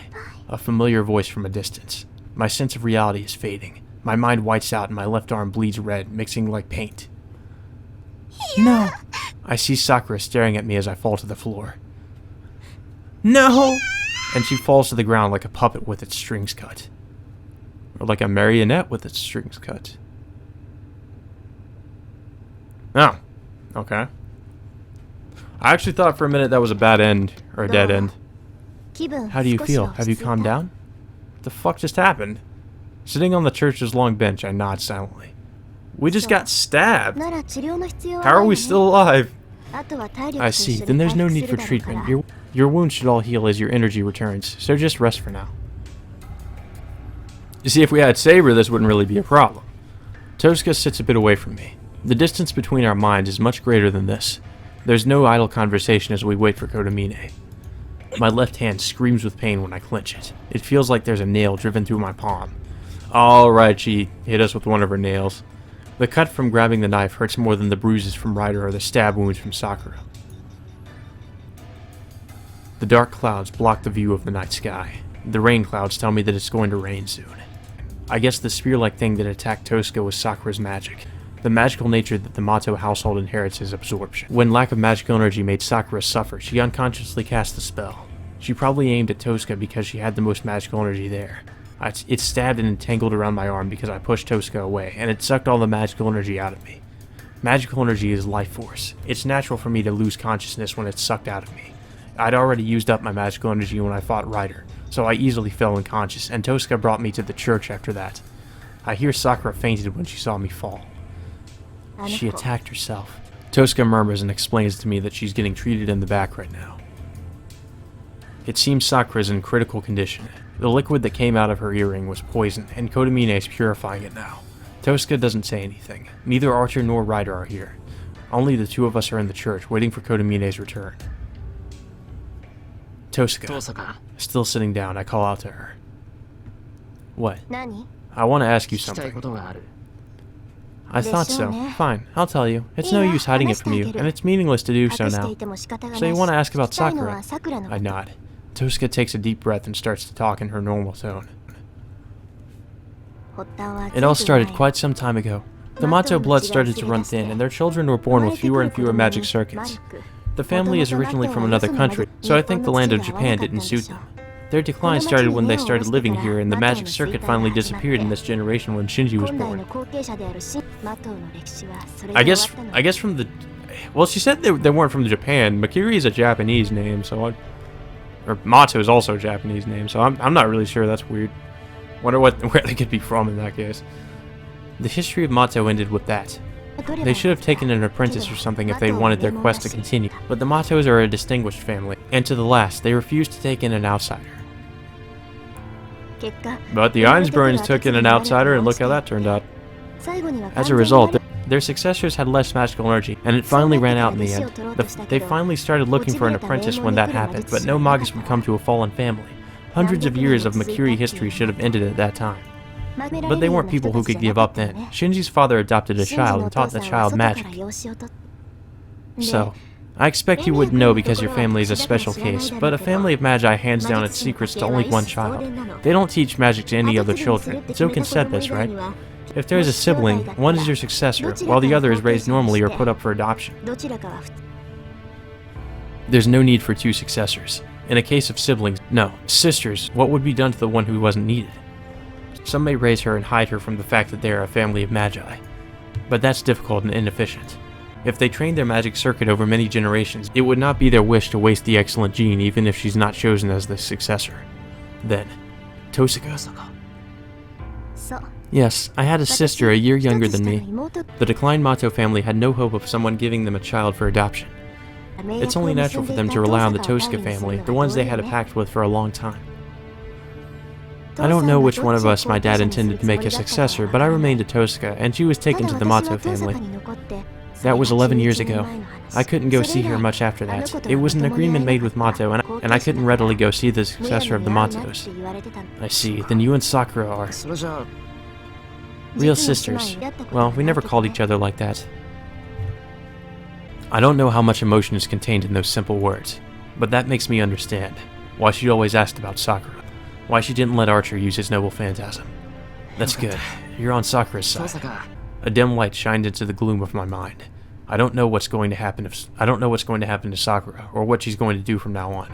But if Tosuka cares for Sakura, there just might be some hope waiting on the ominous path ahead. No, I'm not her ally or anything.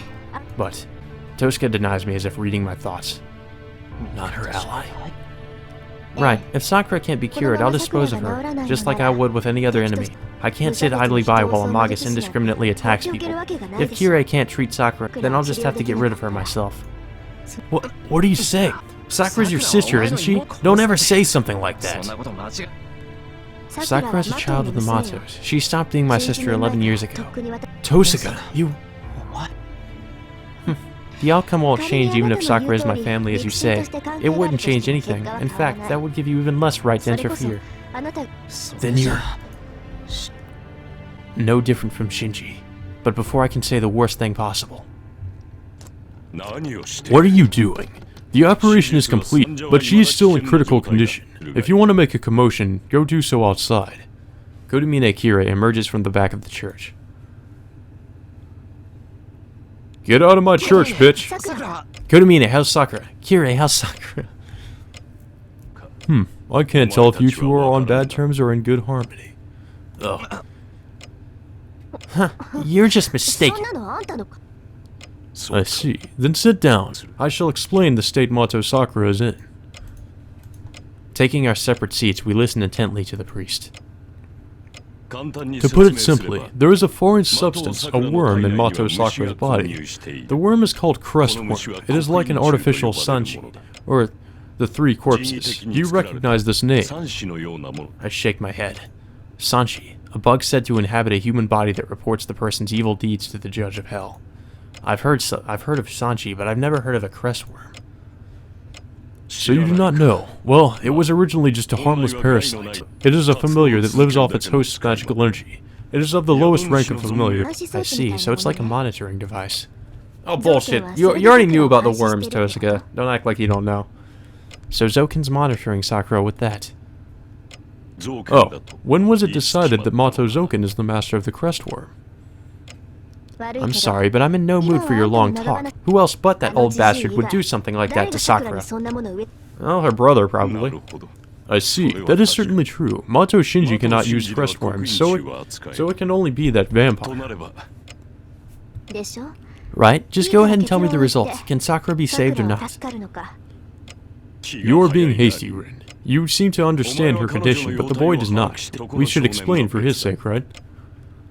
Exposition dump time. Tosuka looks away awkwardly. Judging by her expression, she does not want me to find out. Well, what shall we do, Miyashiro? Rin says she just wants to know the result. No, please explain things in order. I'm sorry for Tosuka, but I can't yield to her about this. If this has to do with Sakura's life, I have to know everything about it.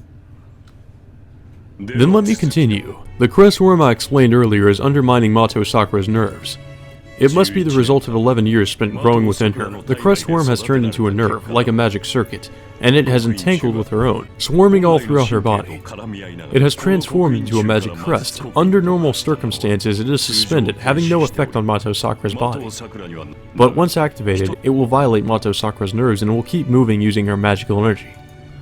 That's what happened earlier. The crest worm roamed through her body, absorbing her magical energy. Had she remained in that state for half a day, she would certainly have died. The crest worm would suck all of her magical energy as its power, and then eat her flesh as nutrition. It means that she would have her body consumed after her magical energy was sucked dry. That's fucking brutal. If you have a magic crest, you should well know how painful it is. Even the faintest trace of a foreign substance puts a human body through discomfort, and can even be life-threatening. Having another creature intertwining its nerves with your own, moving within you, would easily be enough to kill you. In that regard, I'm surprised Mato Sakura was conscious until just now. I do not know if Mato Sakura has a strong will, or if she's just used to the crest worm's activation. We will need to ask her if we want that answered. I hear a sound. It's the sound of my teeth grinding. If you have a magic crest, you should well know how painful it is. I can't possibly know. I cover myself in sweat just to insert one magic circuit into my body. Sakura has it several times worse. I couldn't even guess at her pain. Hold on, you said if it's activated, right? Then the crest worm isn't usually active? That is correct. The poison put on her only awakens the crest worm. The crest worm is only an observation device. It is only activated as punishment for the host, Mato Sakura, when she breaks a certain condition. Just listening to his words makes me go crazy. I know it's not something Kodamine did, but I almost attack him for saying that. I suppress my selfish emotion and... What is the condition? I urge him to go on and tell me the heart of the matter. Mato Sakura fell, and Rin tried to save her, but Ryder prevented her from doing so. Then the condition is obvious, to abandon the battles as a master. That should be the restriction of the crest worm. She has approved of the battles by entrusting Ryder to Shinji, but the crest worm will torment her as she refuses it now. It has calmed down for now, but the crest worm will keep tormenting her. It will tell her, "What are you doing? If you are truly a master, then kill the other masters. If you cannot, I will eat you and kill you." My mind almost breaks down. Just hearing about it makes sparks flash in my vision. More than anything, I want to kill that old man. That's the condition Sakura must follow? It seems so. Nothing else seems likely. Then can't she just not be a master? If she uses up her command spell and cancels the contract with her servant, she won't be a master anymore. I would not recommend that. I told you that the condition of the crest worm's activation is to abandon her duty as a master.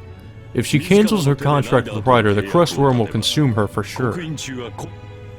I see, so she can fight and survive, or refuse to fight and be killed by the crest worm. Those are the only options Sakura has, right?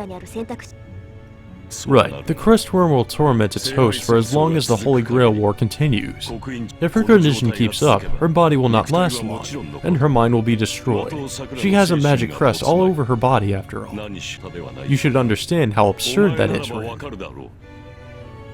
Yeah, even though it should be familiar with my body, I still periodically get the urge to cut off my arm. I'm like this with one arm, so her function as a human being should be violated if she has it all over her body. She's no magus, but a cluster of magic circuits. The human mind should be overwritten by the wave of magical energy. What? Then Sakura is... She is in danger if her condition keeps up. I don't know how many more days she can last, but the crest worm will spread further with each successive day. She will die if we cannot remove it before it infects her whole body, but her body will not last long in any case. The only thing I did was to purify. The surgery to call back her lost magical energy and mind is after this, but the chance of success is very low. That is all. To sum everything up, Mato Sakura cannot be saved. Are you satisfied now, Miyashiro? There's no way I'm satisfied. Sakura can't be saved? That's ridiculous. She was doing so well until yesterday, so why are things like this now? What about removing it? Can't you extract the crest worm? If you know it's there, you should be able to take it out, right? Extraction would be difficult. The crest worm has already integrated itself into her magic circuits. Even the one who implanted it wouldn't be able to extract it now.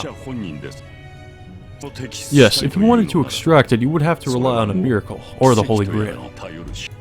The Holy Grail. So that's where it ends up, huh? Sakura's only choice is to keep fighting as a master. And the power of the Holy Grail is the only thing that can save her? I understand the situation now, Kirei. Let me thank you. She bows without showing much gratitude and confronts the priest. But isn't this too sudden? The crest worm wasn't implanted in her yesterday, so why did she suddenly reach her limit? Why do you ask that now? Mato Sakura's body was tampered with many years ago. The changes were so extensive that even her hair and eye colors no longer reflect her heritage. This did not start recently. Well, it seems that it was never intended to kill her as it's doing now. It seems Mato Zoken did not intend to use Mato Sakura in this war.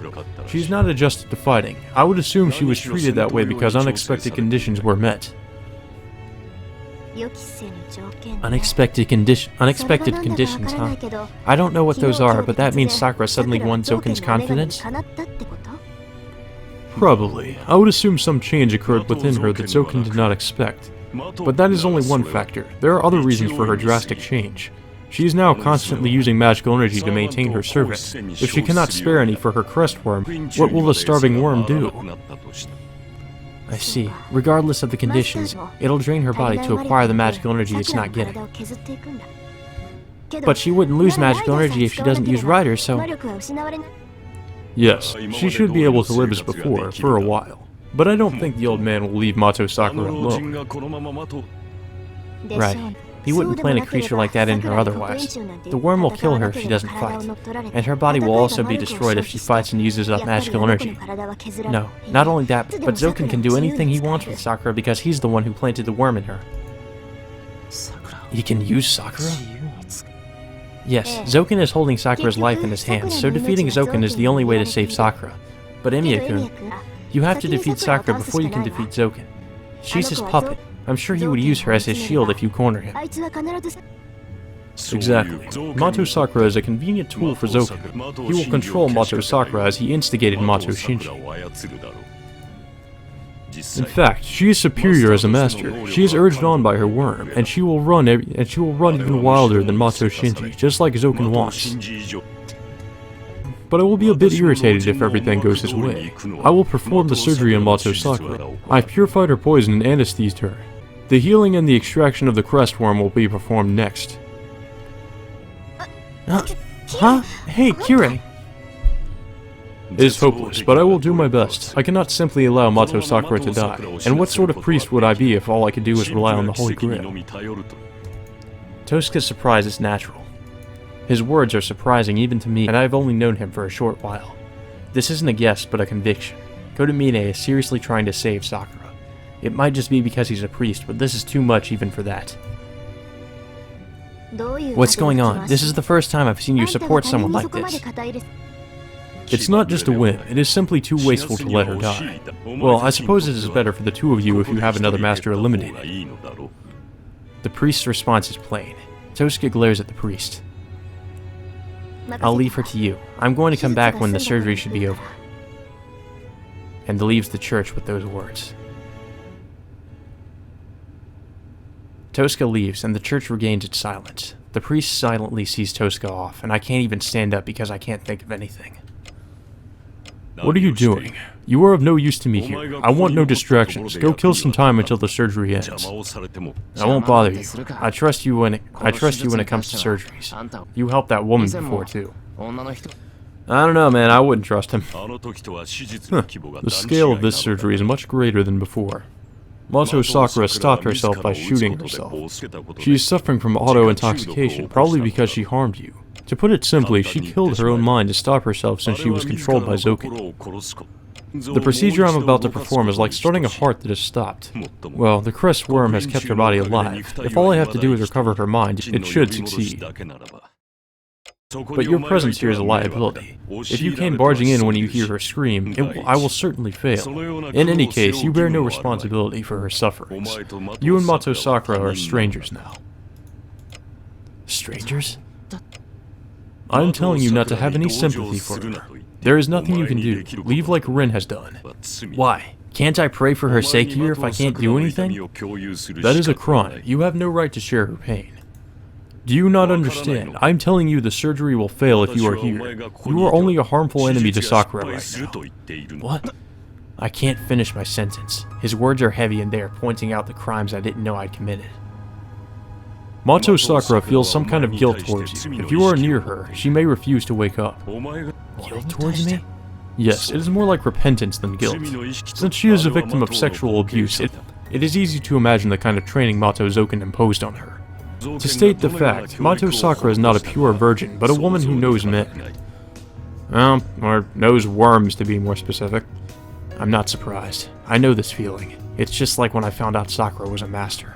I silently accepted the truth when I saw the command spell on her hand.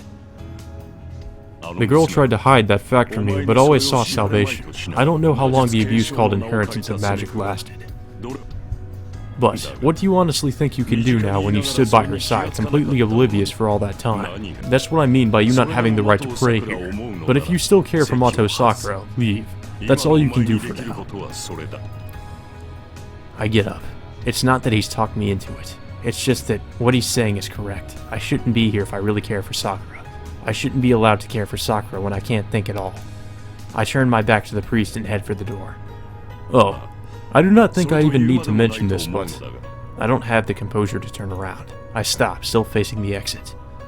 That incident you mentioned earlier, a woman was attacked when Mato Shinji still controlled by her. She was saved thanks to you, but she would have died under normal circumstances. I'm pissed. Somehow I understand why he's bringing this up now. That's right. I need not mention who is at fault here. When servants attack people, the responsibility lies on the master. Are you saying Sakura's at fault? Of course not. I'm only talking about the responsibility. I'm not talking about good and evil. In reality, that woman is alive because of you. Knowing Kirei, she's probably under the church right now with all those other people that he's storing down there, the quote-unquote survivors of the fire, or well, not even survivors, but the corpses. But if I made a wrong decision back then, Ryder would have killed that woman. That means... Yes, this is about the future. If Mato Sakura recovers, it will be the same in the end. The same thing is bound to happen again even if she regains her consciousness. Which one will you protect then? We don't know when Sakura might do the same thing. I have nothing to say to him. I quickly make my way to the exit as if to run away from his words. Imiyashiro, do you remember why you became a master? I grit my teeth and walk on. His words are an ultimatum. You said you would be a superhero. Then make your decision. Will you or will you not cast aside your own desires like Emiya Kiritsugu to protect your ideal and your belief? And that is the ultimate question here, isn't it? I shut the door. The door to God's house is heavy like a cross. I smell rain. The plaza is empty and no one is visiting the church. There stands a man waiting for me without his master. Harsher. I strangely don't wonder why he's here and why he's waiting for me. The Red Knight silently stares at me and closes his eyes once as if to part with something. You know, right, Imiyashiro? What you are fighting against and who you must kill. He clearly states the question I must answer. His words freeze my heart. I know. I vowed to fight to stop the war, to stop masters who involve innocent people. That was my decision, and that's why I asked for Saber's help. I can't go back on my word. Then, Sakura is the master I should be stopping first. I know, but I can't say anything. The knight in red remains silent. We stand there staring at each other under the gray sky. Then do as you wish. My goal has changed. Now that the thing has appeared, it is not the time to be caring about personal grudges. What? So he's pretty much saying he's forgetting about the grudge he holds against Shiro in this route. Because he also had a grudge against him in this route too. I'm not so sure about the Fate route. I'm pretty sure he does there too, but here it makes more sense why he would forget about it. In the Fate route, not so much, I guess. It doesn't make as much sense in that route. Especially when you find out why he's even here in the first place in the Unlimited Blade Works route.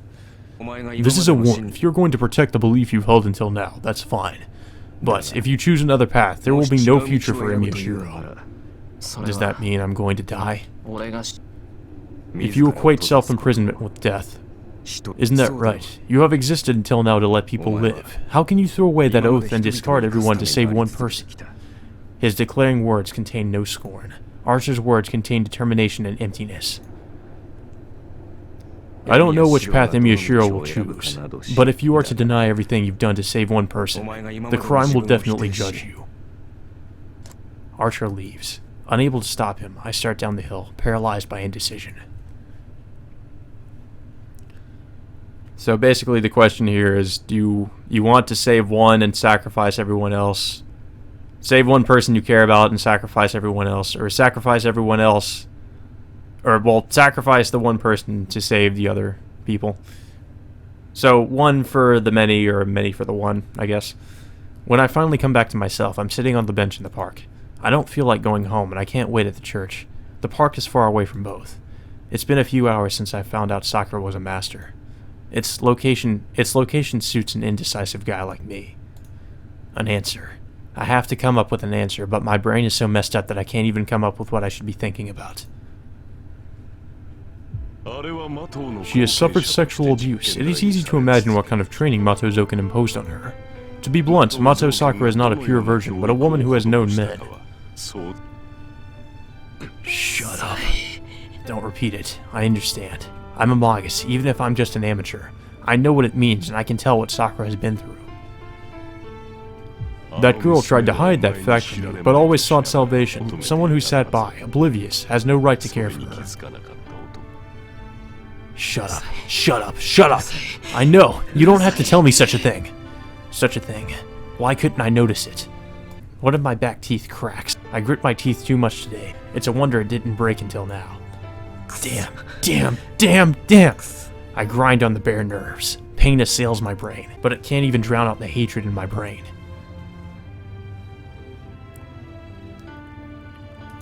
A fire ignites inside my head. Now that I know the truth, thinking about our time together drives me crazy. Sakura was smiling. She was always smiling gently. I never knew what kind of pain she went through, and I accepted her as a matter of course. I don't care if her smiles were real or fake.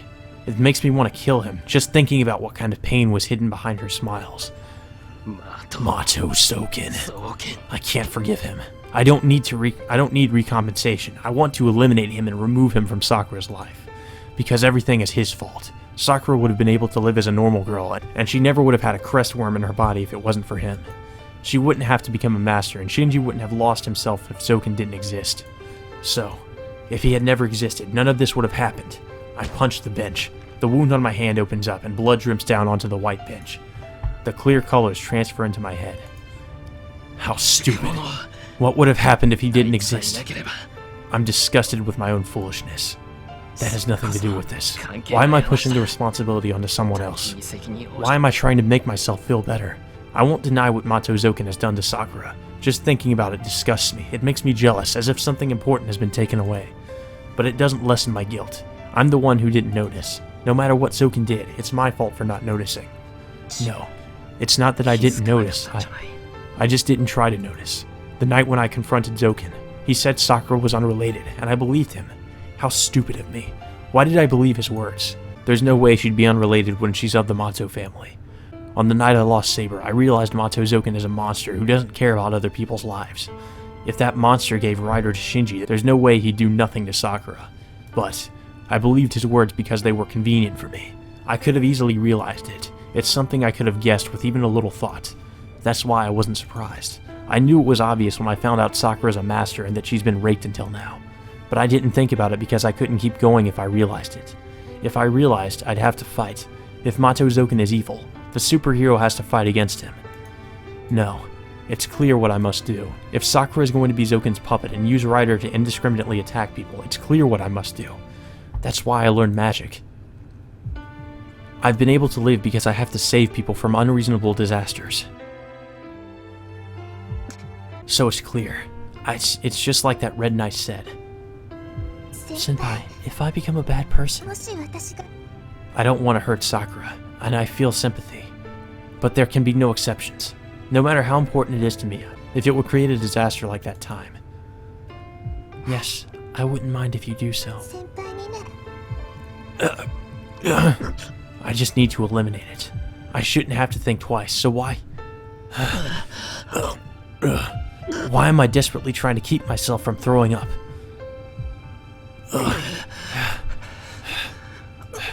I endure the nausea. How long has it been? I don't have time to be worrying about stupid things. Tosca said she'd be back when the surgery ends. The town smells like rain. I have to go back to the church before it starts raining. Find out how Sakura's doing and... Let's play, Shiro! I'm suddenly embraced from behind. Ilya, you appear at the worst of times. Ilya, I can tell without turning around. The one I meet at this park is always this white girl. And you met her at night too, so this is also the worst. This really is the worst time to meet her. She's gonna kill you now. Were you surprised? I had to greet you because I saw you. Ilya laughs cheerfully. Her innocence is painful right now. I know it's selfish of me, but I don't want anyone smiling in front of me right now. Oh, what's going on, Shiro? Why are you ignoring me? It's rude to keep looking down when a girl's talking to you. I wish she'd be quiet. I don't have the composure to talk with someone right now. Hey, Shiro, you have to listen when people talk to you. Ilya, I'm sorry, but I can't afford to do so right now. If you want to play, you'll have to do it by yourself. What? I gotta see you, so that's boring. You never came here after that day. If I let you go today, I bet you won't come again. I didn't promise to meet you here every day, and it's night already. Don't masters kill each other at night? My unkind words bring a renewed wave of nausea. I hate myself so much that I want to punch myself. I'm driving Ilya away so that I can be at ease. What? You're not a master anymore, right? So I'm going to let you go for tonight. I'm not a master anymore? Ilya. There's nothing I don't know about. You lost Saber and Raiden was almost defeated by Ryder, but Ryder's master collapsed, so there are only 2 more left. Ilya speaks cheerfully. It looks like she knows about Sakura's condition, and... It's obvious who's going to win. Ryder's master will self-destruct, and Archer isn't a big deal. No one can beat my Berserker now that Saber's gone. See? So let's play. You're not a master anymore, so I'll specially invite you to my castle. Ilya hugs me without reserve. Seeing her innocent smile makes me so angry that... Shut up! I said I don't have such time. Go play by yourself if you want to play around. Oh, that was a dick thing to do. I push Ilya away in a fit of rage. Oh, it's too late to regret what I've done. Ilya is standing there in shock. I can tell without looking how shocking that must have been for her. I have pushed aside an honest, pure show of affection. It's like a parent rejecting a child. I have just ruined everything Ilya felt for me. Unable to hold her gaze, I look down. I'm sorry, Shiro. A small hand pats my head. What? Ilya, are you going to get mad? No, you're about to cry, Shiro. I don't know what happened, but it'd be too bad for you if I hate you, so I'll be your ally no matter what you do. Well, that's different. My vision is covered in white. It's like it's just one phrase, but that phrase washes everything away from my head. My ally? Yeah, it's natural to protect the ones you love, right? Even I know that. Someone's ally. Ilya easily tells me the motive to be on someone's side. I know what's right and what's wrong. What I've protected until now and what I want to protect right now. I know which choice is correct and which is wrong. With that in mind, Oh my fucking god. Why is this a choice? Although it's pretty obvious which one we're going to choose here. We're obviously going to say we want to be a superhero. No, actually, that's one of the things that makes this route so different. We're not going to do that. Actually, the correct choice is saying I want to protect Sakura. which is one of the things I like about this route, because Shiro pretty much throws away his ideals and says, nope, I'm not going to do that. I'm actually going to just protect the person I love. That's it. I'm sure I'll regret it if I lie to myself and keep going. Where the responsibility lies, existence of good and evil. Losing Sakura will weigh more heavily on me than either of those things. I don't even need to think about it. I just want to protect Sakura, that's all. Yeah, it's a matter of course to protect the girl you like. Even I know that. I remember him saying at one point in this route that he says something like, yeah, I just want to protect my woman or something. I wish they would have just, like, I remember him saying that, like, it was either here or somewhere else, I'm not sure, but it was fucking hilarious. Right? I'm your ally because you're that kind of person. Yulia smiles delightedly. Her innocence encourages me. I don't know if it's the right choice or not, but I do know I won't regret it. I'm sorry, Yulia. I have to get going. Yeah, I'll forgive you since you have that expression. Let's meet again, Shiro. Yeah, see you, Ilya, and thank you. I leave the park. I start running to the church as if to shake off my doubts. My answer's determined. I don't know how much Sakura supported me after my father died. I tried to see her as just another fellow student. I kept on deceiving myself because I wanted her to stay by my side. But such deception will no longer work. Emiya Shiro does not want to lose Mato Sakura. That's all. If I can't think things through, I'll just have to trust in the only definite feeling I have. But within my determination, if you were to protect just one person, I can't shake off Archer's premonitory words. Rain starts. The winter rain mercilessly shoots down at me as I run. Oh god, another interlude. There's so many of these in Heaven's Feel. I feel like Heaven's Feel has like the other routes do have interludes. I don't know if Fate does. I think Fate does. Yeah, Fate does have interludes, but not many at all. Unlimited Blade Works has more than Fate, and then this has probably the most. Holy shit. Dragging sounds. Those sounds are familiar. They are the sounds of crawling worms. This place is familiar as well. The dark, damp, secret room. An underground mausoleum. The green room is the first room given to her after she was adopted by the Mato family. A lone figure stands in the center of the room. It may not be human, but its appearance is that of a human. The figure called for her, commanding her to fight in Mato Shinji's place. She was prepared for this. At the very least, she accepted the possibility up until 2 days ago. But now her determination is gone. Once she discovered that Emiya Shiro was a master, her will to fight left her. She visited the Emiya household to keep watch over him, but Emiya Shiro did not have the aptitude to become a master, and he had no knowledge of the Holy Grail War. That fact became clear at once, thus there was never a reason to keep watch over him. She stayed as his underclassman, using the role of keeping watch over him as an excuse. She had an optimistic view that there would be no need to fight him. Although she knew her true identity may be revealed at some point, she never dreamed that they would end up fighting one another.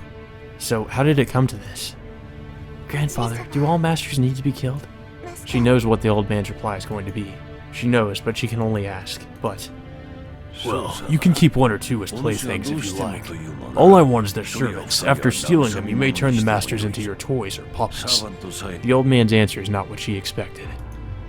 What? Do you not understand? I said there's no need to kill all the masters. We will eliminate those that are dangerous to keep alive, but those who will not be obstacles can be spared. It is the wish of my cute granddaughter, so I shall be a bit flexible, even if this is our greatest desire. Hearing his words, she lowers her guard a bit. The old man becomes strangely kind sometimes. When teaching her the family's magic, he is an inhuman monster, as cruel as a beast. But sometimes when they are talking, he becomes just a good-natured old man. Somebody has Stockholm Syndrome, but she cannot be deceived. She does not know if this is a whim or a calculated act of kindness. Moreover, she knows she will end up fighting him if she agrees. Even if she does not have to kill him, just having to fight him is bad enough. Is that still not enough? My, you are a troubling one. That cowardice will prevent you from ever obtaining what you desire. Look, this is a good opportunity. If you want something, take it by force. Sakura, how long do you plan to remain a mere watcher? Reach out and claim your desire. You have the power and the right. She does not answer. First of all, there is nothing she wants. She admires him, but she would never expect him to accept her. She is impure. She's not suited for him. So someone more appropriate should stand next to him. All she wanted was to be by his side until that time came. It'll all be ruined if she wishes for anything more. Not only her. He too will come to a bad end. Well, we did once already. Grandfather, I cannot fight. I will give Ryder to Nissan. She speaks with a troubling voice, prepared for re-education. She knows what awaits her for disobeying him. The fear of being thrown to the worms, of losing one's sensation, is something she can never get used to. The longest she was able to keep her sanity was 2 hours. She almost goes crazy thinking that she will have to endure many times that. No, at worst until the Holy Grail War ends. Her body trembles. Fear of punishment makes her want to scream, but it is not that pain that she fears. All she fears is that when the pain becomes unbearable, she will do as he commands. It cannot be helped, I suppose. I cannot force you and lose my valuable successor. I shall remain an observer as well in this war. She gasps. She does not know how serious he is, but he has accepted her excuse. The trembling goes away, replaced by a warm sense of relief. But into that defenseless mind. But it is a bit disappointing. Looking at all the masters in this war, the daughter of Tosca is looking pretty good. The unlikely might happen if luck favors her. Enters the old man's disappointed voice. Ne-san is? Evil enters at that time. She knows it intuitively. Ne-san will certainly win. She is that kind of person. She obtains everything she wants and passes through as if it's natural.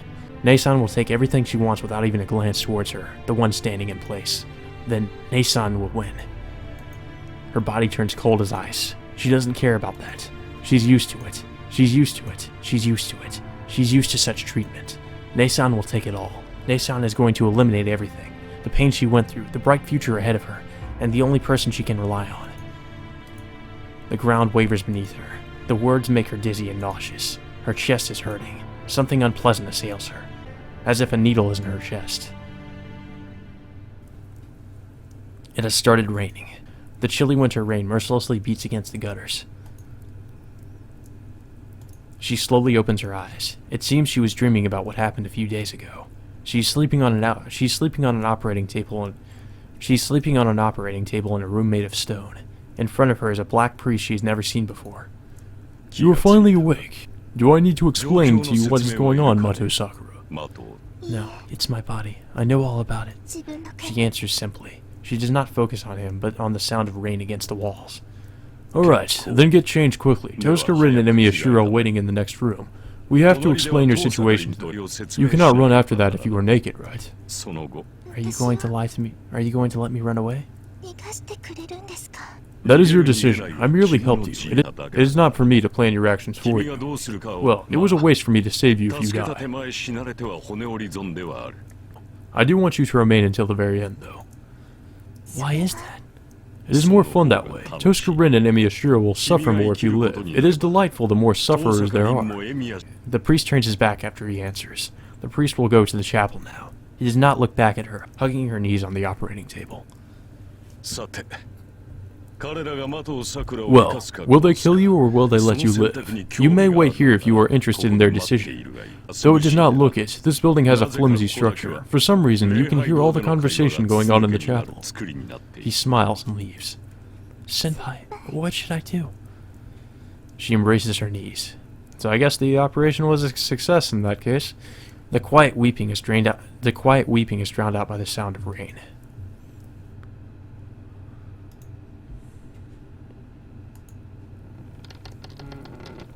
I open the door. Tosca is already here, standing in the corner of the chapel. She's not sitting down, but standing there, and I can see her determination. She has the cold face of a magus, saying Sakura will be her enemy if the crest worm isn't removed. Tosca doesn't look at me, and I have nothing to say to her either. The sound of rain echoes inside the chapel. How long has it been? The operation is complete. There's nothing more I can do. Breaking the deep silence, Kotomine Kirei appears. Hey, Kirei, what happened to your magic crest? You can tell. As you can see, I used all of it on Mato Sakura's treatment. You used it all? Tosca is astonished. I don't get it. All I can tell is that something happened to Kotomine's magic crest, and Tosca is surprised about it. Do you understand? We're talking about a magic crest here. Why is something you built up for generations go away in just a few hours? It could not be helped. The crest I received from my father is not permanent, like the one you have. It is a consumption type that goes away the more I use it. We have never been a family of magi to begin with. You can think of it as a lower rank command spell. Why in the hell would he do that? Like, even if you don't know Kodamine's motivations, it's pretty suspicious that he would use his magic crest for something like this. It just doesn't make sense. But we're gonna find out why he did that later on. Actually, pretty much near the end. Then you really... Yes, I've used up all of it for the treatment. It was the extraction of an 11-year-old pus. It should not be surprising that it took all of my remaining crest. We both gasp. The priest is saying he used all of his magic crest to treat Sakura. Tosuke's expression tells me how valuable the compensation was. Kodamine threw away all of his fortune for Sakura. Kodamine. What? Do not tell me it's troubling for you. You two are the ones who told me to save her. I merely answered your wish. No, it's not troubling at all. Thank you.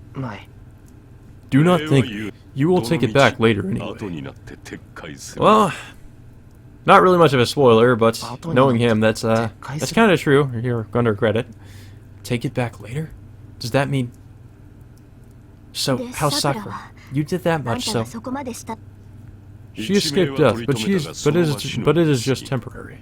I was able to remove most of the crest worm, but some parts were buried too deeply to be removed. Some of it has eaten into the nerves. I can extract all of it if I remove her heart, but that will kill Mato Sakura as well. All I could do was remove the crest worm that did not metabolize with her nerves, decreasing her pain and the pressure from Zoken. Her life should have ended tonight, but I prolonged it on a whim. Well, it will all be vain effort if the worm in her nerves starts moving again. Then Sakura is... She's pretty much living on borrowed time. It means nothing has changed. She will have no problem living normally, but Zoken can easily drive her berserk. That old man can force her to fight, whether she wants to or not. In short, she is a bomb with a lit fuse. I'd be lying if I said I'm not agitated. But I'm not surprised or puzzled. I've made my decision already. I chose to be on Sakura's side, no matter what happens, no matter what state she's in. I see. Then there's only one thing left to do. I'm sorry for making you use your crest. Wait a second. There's another spelling error there. I'm sorry for making you use your crest. Tosuke starts to walk. I instantly understand what she's going to do. Hey, stop, Tosuke! I grab Tosuke's hand and stop her. What? Talk to me later. What are you saying? Are you planning to kill Sakura? Hey, it's something that has to be done. Didn't you come here prepared for that? I'm not prepared for such a thing. I came back for Sakura. If you're going to kill her, then I'll stop you. Yeah, good luck with that, by the way. Then what are you going to do? Look, Sakura can't live unless she fights as a master. She has to absorb other people's magical energy to survive. Don't you see how this will end? Killing her here is for her own good. No way. Why are you jumping to conclusions when she hasn't done anything yet? How could I not? If this were just about Sakura, there'd be hope. But it's not, is it? That damn old man holds her life, and she's his puppet as long as he lives. Do you think he's ever going to let her go? See, you understand. Zoken will never give her a moment's peace. Then, if she's going to go through endless torment with no hope of escape, all we can do is kill her here and minimize the number of victims. Sakura and all the people Sakura will kill will be saved. So it's like a mercy killing. Unlike you, I can't endanger everyone while clinging to a forlorn hope. The weakness to delay your decision is going to hurt her even more. Tosuke's right. It's not the death itself is salvation. But if our goal is to save people, her solution is the best. Any other idea would just be a selfish mistake. 10 people will die if we don't do anything. But if we can save 9 by sacrificing 1, then... That's the reality I've always tried to deny, but I've known deep within my heart to be true. No, you're mistaken. Emiya-kun? I won't let there be any victims. You're the weak one, jumping into conclusions before even trying. Don't kid me. Do you know what that means? Save Sakura? What does that mean? Are you going to save both her and the people she's going to kill? Don't make me laugh. You can't do such a thing alone. No, I can't, but I'm going to protect Sakura. I'll think about what the result may be starting now. I see. Then you're my enemy. Let go of me or you're going to be blown away. Go ahead, but Tosuke, don't think everything will go your way. Our hands tighten on each other. Mine is from tension. Tosuke is, well, I want to believe hers is because of tension too. It's give and take, but we can't back down because we both have things we believe in. What the? What? Outside the chapel. We hear the sound from the we hear the sound from the next room and exchange looks. Did you hear that, Emiya-kun? 今の聞いた A window broke, and after that, Running footsteps. The only ways out of here are through the chapel or the back door. That is what she's doing, breaking the window to go outside. Oh, I see. Most windows here have fixed fittings. She had to break it to get out. For someone who's still recovering, she's pretty violent. recover. Do you mean Sakura? まさかさ Who else? From the room she was in, you can somehow hear everything said in the chapel. I'm sure she fled when she heard you discuss killing her.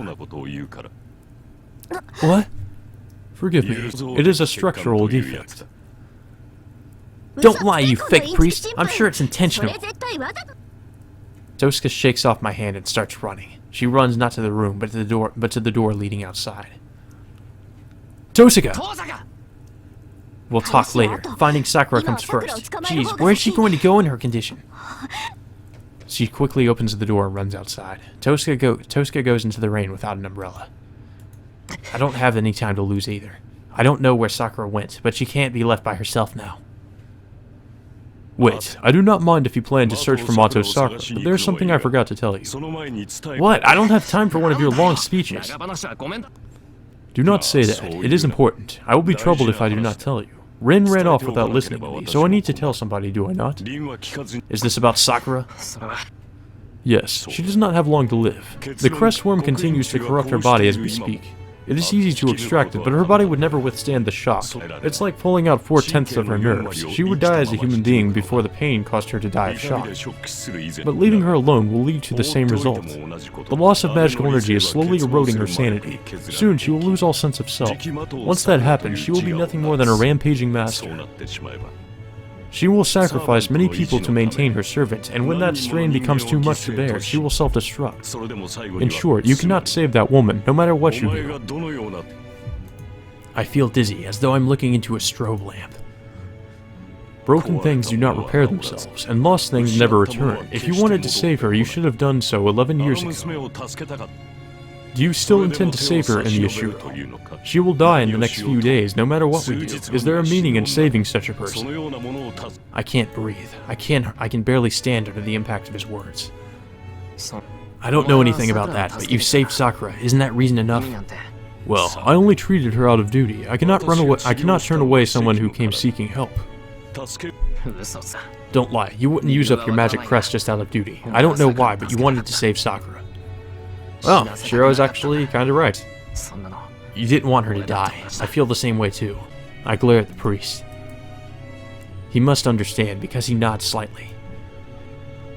Yes, then hurry. Rin will surely kill Mato Sakura if she finds her first. Provide that lost child with shelter before that happens.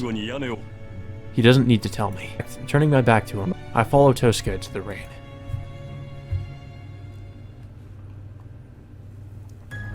My breath is white. Under the cold winter rain, my breath seems to freeze and blow back against my face. Sakura.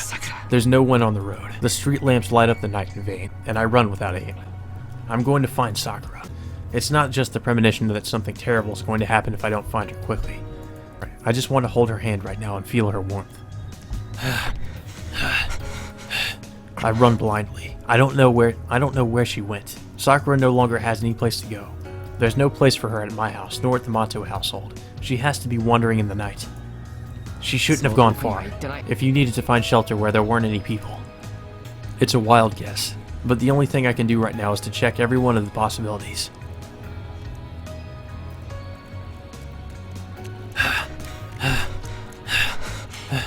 I crossed the bridge. Sakura wasn't around the Shinto station, and I didn't hear anything about a girl like Sakura being there. Even though it's night, it's not so late the places will be deserted. There weren't many, but I saw a few people walking about. But if none of them saw Sakura, maybe she avoided Shinto and went back to Miyama City. She's probably still in her school uniform, so she would stand out in the rain. If she wanted to avoid attention, she would head to Miyama City, and that's what I'm thinking as I run through the rain when...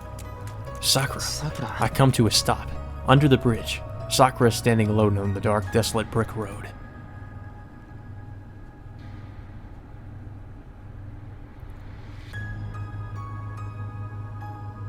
I go down to the park. Does she notice me? Sakura is looking down while exposing her body to the rain. I can't think of anything to say to her. All I can do is take her home. Sakura! I call out to her as I approach. No, please don't come. And Sakura refuses with desperateness I've never seen before. I stop. Sakura is still looking down, tightly clutching her skirt in her hands. She looks like a criminal mortified by her actions. It's heartbreaking. I can't go any closer. I feel that I shouldn't until she raises her head. Sakura, please go home. If you come near me right now, I don't know what I'll do. Her voice is shaking. She's trembling because of the cold rain and her feelings of guilt. I can't erase them from her. All I can do is... Let's go home. You haven't recovered from your cold yet, right? Extend my hands. Senpai. Sakura's wet hair sways. Sakura bites her lips. I can't go. Where can I go back to now? Her voice is heavy with self-loathing.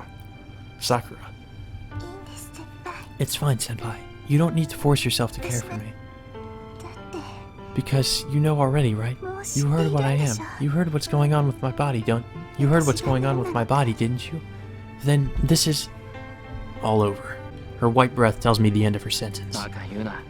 Don't say such a stupid thing. What I heard is unimportant. The only Sakura I know is the one I've been with. So why does it have to end because of something like this? Because it will end. I'm not a virgin, Senpai. I was raped at the place I was adopted as a kid. Oh, God. Well, this is taking a very dark turn. And my first time was a long time ago. Not only that, my body has been continuously violated by unknown things. She does come off as a virgin, though, just by the way she acts. She just acts innocent, but it's all just a front. Sakura's nails dig into her elbow. It's a masochistic action, as if punishing the dirty stains on her body. That's not the only thing. I'm a Magus of the Mato family, and I've been hiding that fact from you. I didn't tell you when I became a master, and I pretended not to know anything when you brought Saber-san over. Don't you see? It would have been so much more convenient, and you wouldn't get mad at me that way, right? Sakura.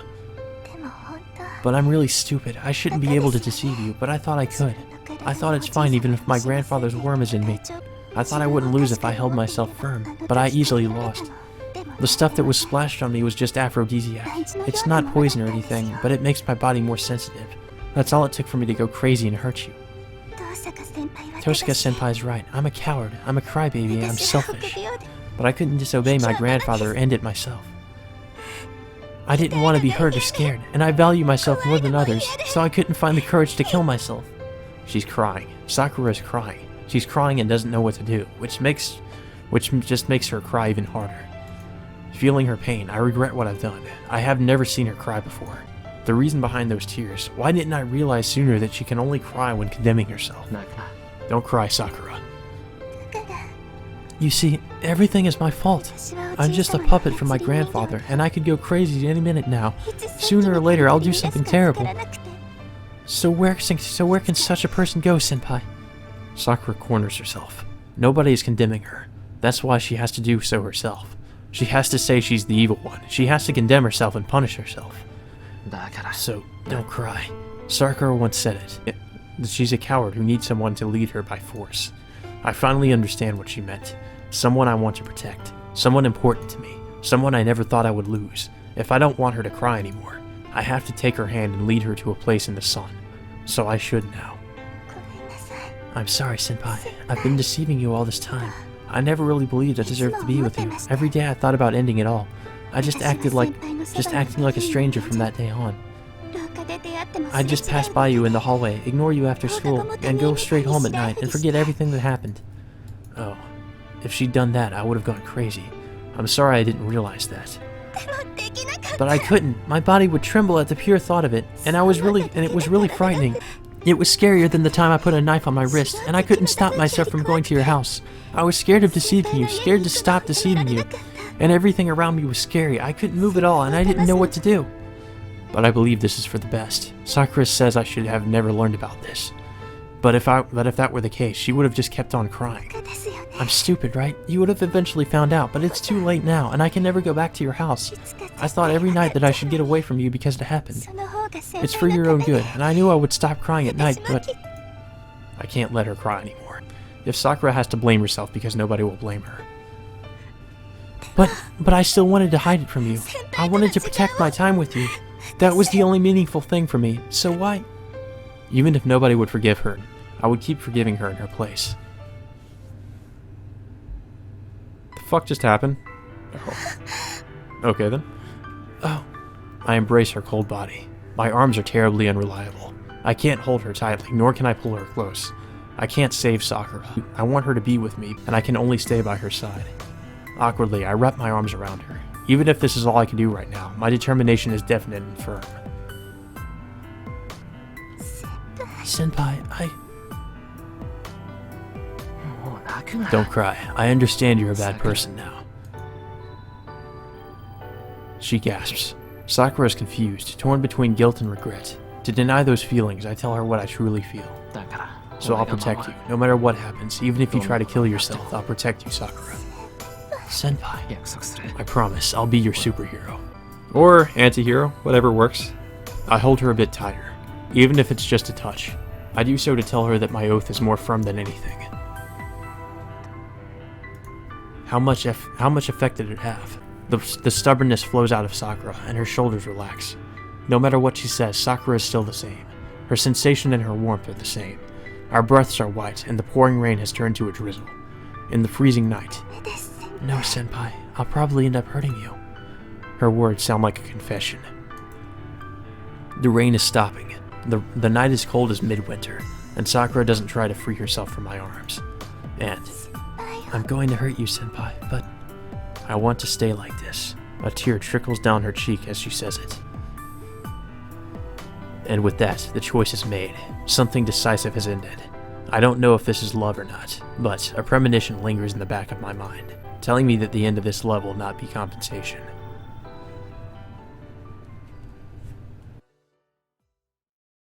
I know I don't usually complain about this, but god damn, this day is long. Like, this is about a fucking 2.5 hour recording at this point. Unless I can cut it down significantly in Vegas, or I doubt it. I still think it'll be about 2 hours. The rain has completely stopped by the time we return to my house. We've been holding hands ever since we left the park. We calmed down as we walked, and by the time we got to the hill, we were actually embarrassed. But in the end, we didn't let go for even a moment. Huh? The light at the door is on. Did you come back here, Sakura? I don't think it's me. It might be Fujimura-sensei. Oh yeah. We go to the door, hand in hand. Her cold hand has become warm. I'm relieved to feel the warmth of her life, and I enter my house as if I've just come home from school. Things are about to get awkward. See what I mean? Welcome home. I know it was rude, but I came in without your permission. Tosaka? Tosaka-senpai? Yes, I guessed you would come back here eventually, but I didn't think it was going to be the both of you. Well, I thought it might be possible in your case. I quickly push Sakura behind me and confront Tosaka. Tosaka, you still... Of course, I can't leave Mato Sakura alone as a Magus of Tosaka. The association will be after me if I don't punish her as the supervisor for Yuki. It's too late then. It'll be too late then. I don't care about your circumstances. Sakura hasn't done anything yet. If you still want to do something to her, you'll have to silence me first. You're right. You're a free Magus that doesn't belong to the association, so it might be good to discipline you here. I'm going to kill Sakura. I'll kill you too if you get in my way. My senses become alert. Tosaka's fingertip. Once it moves, that'll signal the start of the battle. I'll escape outside with Sakura before Tosaka can finish her spell. After that, I'll decide what to do after that on the spot. For now, I'm going to concentrate on getting away from here. The difference in our skills. I can't even spare to think about what I might do against Archer, who should be here. Tosaka's lips start to move, when I notice she's merely speaking, not casting a spell. Stop! Please stop, Nei-san! Sakura jumps in between us. Sakura. Senpai's right. So far, he's the only one I've heard. So if he's forgiven me, I shouldn't be punished yet. Hey now, do you really understand the state your body's in? How can you say that? Not to mention, I won't spoil anything, again, I have to preface that, but she has kind of unconsciously been hurting people. Well, has she? Yeah, she has, actually. She has. I won't say how, but I'm just going to say that. I can say it. I can say it. I'm still fine. Are you serious, Tosaka-senpai? Senpai isn't master anymore, Saber-san's gone and he's just my senpai now. But you're saying you're going to kill him? あげるわよ。 Of course. It doesn't matter whether or not he's armed. If he's planning to get in my way, I'll have to dispose of him. And if you're still going to fight senpai, I'm going to fight you. I won't lose to you as Rider's master. Sakura is trembling, but she confronts Tosuke with the utmost courage. Is she surprised by Sakura's determination, or does she think it's disadvantageous to fight here? I see. If you can say something like that, then fight on and win the war as a master. Come to think of it, there is only one way that you could be saved. You would easily be able to disenchant Zoken's bindings if you obtained the Holy Grail. Oh, Tosuke-senpai. It's not that I'm letting you go. Well, we'll have our chance to fight as masters. I'm just saying this isn't the appropriate place. She passes by us. To my surprise, she doesn't show any enmity as she passes by. Tosuke? So our alliance only lasted a day, huh? We can't cooperate as long as you're protecting Sakura. But don't forget, we don't know when Sakura might run wild. It's your own fault if you die when that happens, but since you took her in, you better make sure you're the only victim. She leaves without turning around. Senpai, Don't look so worried, you idiot. That's her way of being ironic. It's her hobby to make fun of people. I do my best to cheer Sakura up as we go into the hallway. We're both freezing, so we should quickly get changed and warm ourselves up. Since you took her in, you better make sure you're the only victim. That means that when she kills me, I have to kill her as well. Tosuke left, leaving me with what I must do at the very least. That will never happen. I keep convincing myself as we head to the living room. Our clasped hands are really warm. I'm sure they are. Sakura is here, alive. That's all I care about now. I can't make Sakura uneasy by worrying about other things, but... Wait. I think Sakura's hand is too warm. Sakura, did your cold get worse again? How is it? Do I feel hot? She must not know herself as she asked me a strange question. No, it's not terribly hot, but you're warmer than me. It feels warm when I touch you. That's kind of a weird thing to say. Oh, it's probably a cold. I think I caught a cold because I was in the rain for so long. I don't know why, but Sakura lowers her head in embarrassment. I see, you're right. Then you have to hurry and get changed and warm your body up. I'll cook dinner, so you go check your temperature. And if it's high, you're to come back to the living room wearing something warm. I'll make sure to cook something that's easy to eat. Oh, no, I don't need dinner. I'm going to bed. You can rest as well. Sakura leaves in a hurry. Oh well. I'll catch a cold too if I stand here like this, so I should take a bath and warm myself up. Don't think bad naughty thoughts, Shiro. I finished taking the bath and returned to my room. Now that I've changed out of my wet clothes, I finally feel like I'm home again. Phew. I sit down and let out a sigh while relaxing my shoulders. Today was a long day. Yeah, it sure fucking was. I actually have that same feeling. Many things happened, and there were many ups and downs. I sort out the things I've lost from those I still have. Right, Sakura is Rider's master. It seems Sakura had given her right to Shinji, but she is Rider's master now. Then Rider must be nearby, protecting Sakura. Yeah, I've seen Rider a few times already. If she'll be protecting Sakura, I have to go introduce myself to her properly. Don't do that. It's gonna be really awkward. She's unapproachable because of her appearance, but I think she's understanding. I don't know when Sakura will be attacked by Zoken, so Rider is the only one I can rely on.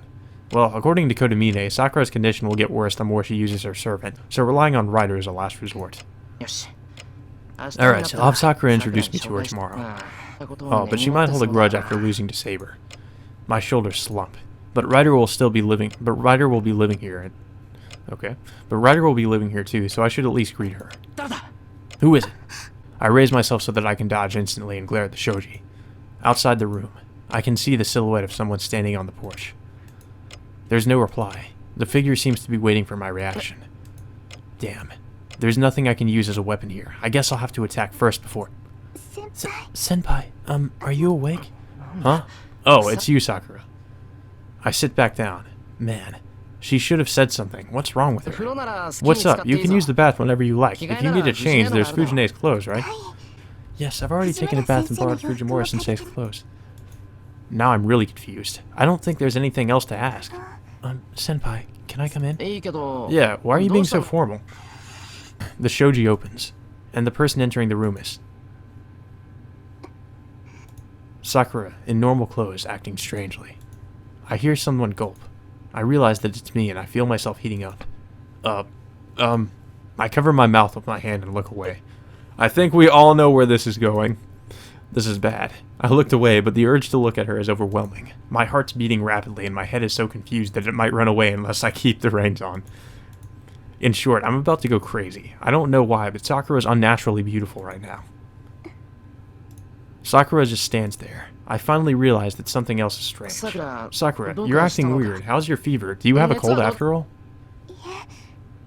No, I do have a fever, but it's not because of a cold. It's not because I'm sick or that I'm burning up. I have a fever, and the only thing that will help it is more cowbell. Sakura looks down awkwardly. The gesture almost makes me let go of the reins. Sakura acted like this from time to time over the last couple of days. I thought I'd grown used to noticing parts of her that I didn't know about, and that she's a girl my age. I thought she wasn't. Isn't that why she's your underclassman? But I think this is on an entirely different level. Sakura. It's no good, senpai. I can't suppress it by myself any longer. Sakura blushes, then tries to endure the embarrassment. What can't you suppress? My sexual urges. It's exactly what you're thinking. The worm in me is eating my magical energy and telling me it's not enough. It wants more. My body started to heat up just by holding your hand and thinking it's warm. I can hear the heat. I can hear the heat in her unsteady words.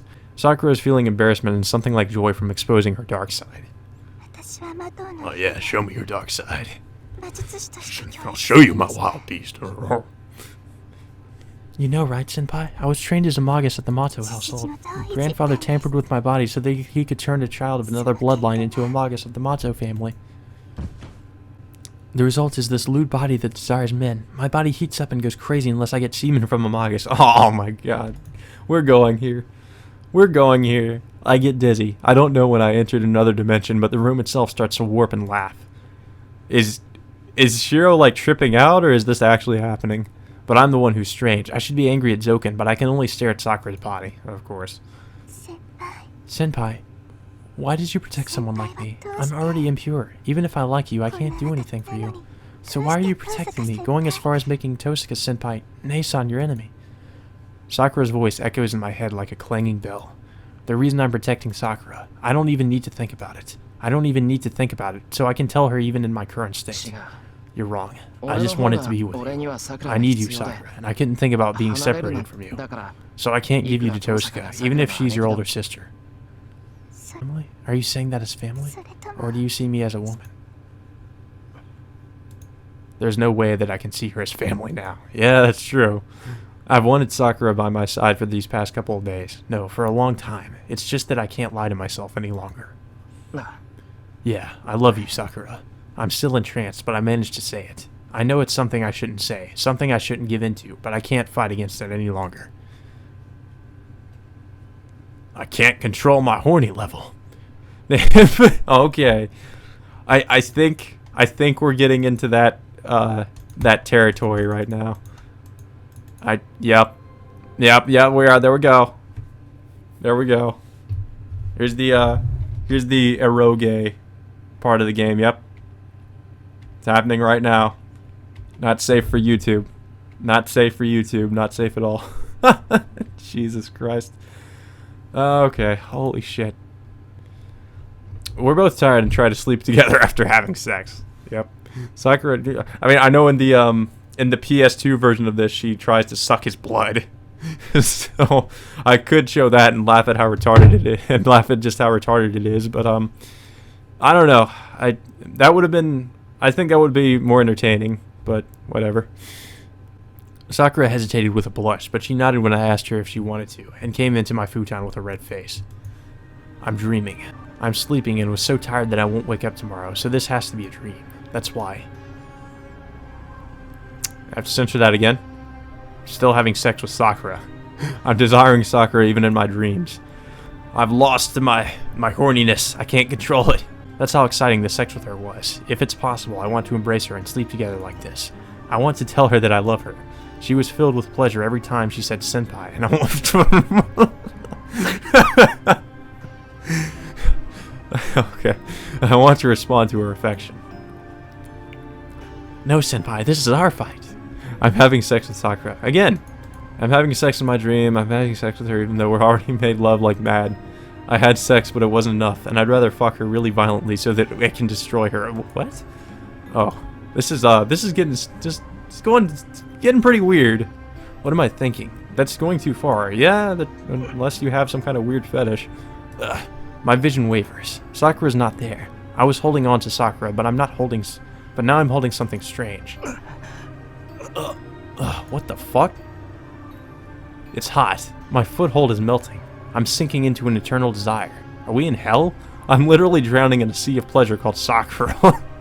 Yeah, we're in hell. I see a violent dream. I see an ominous dream in a sea of hot coal tar. I see fucking the Eye of Sauron. What the fuck was that?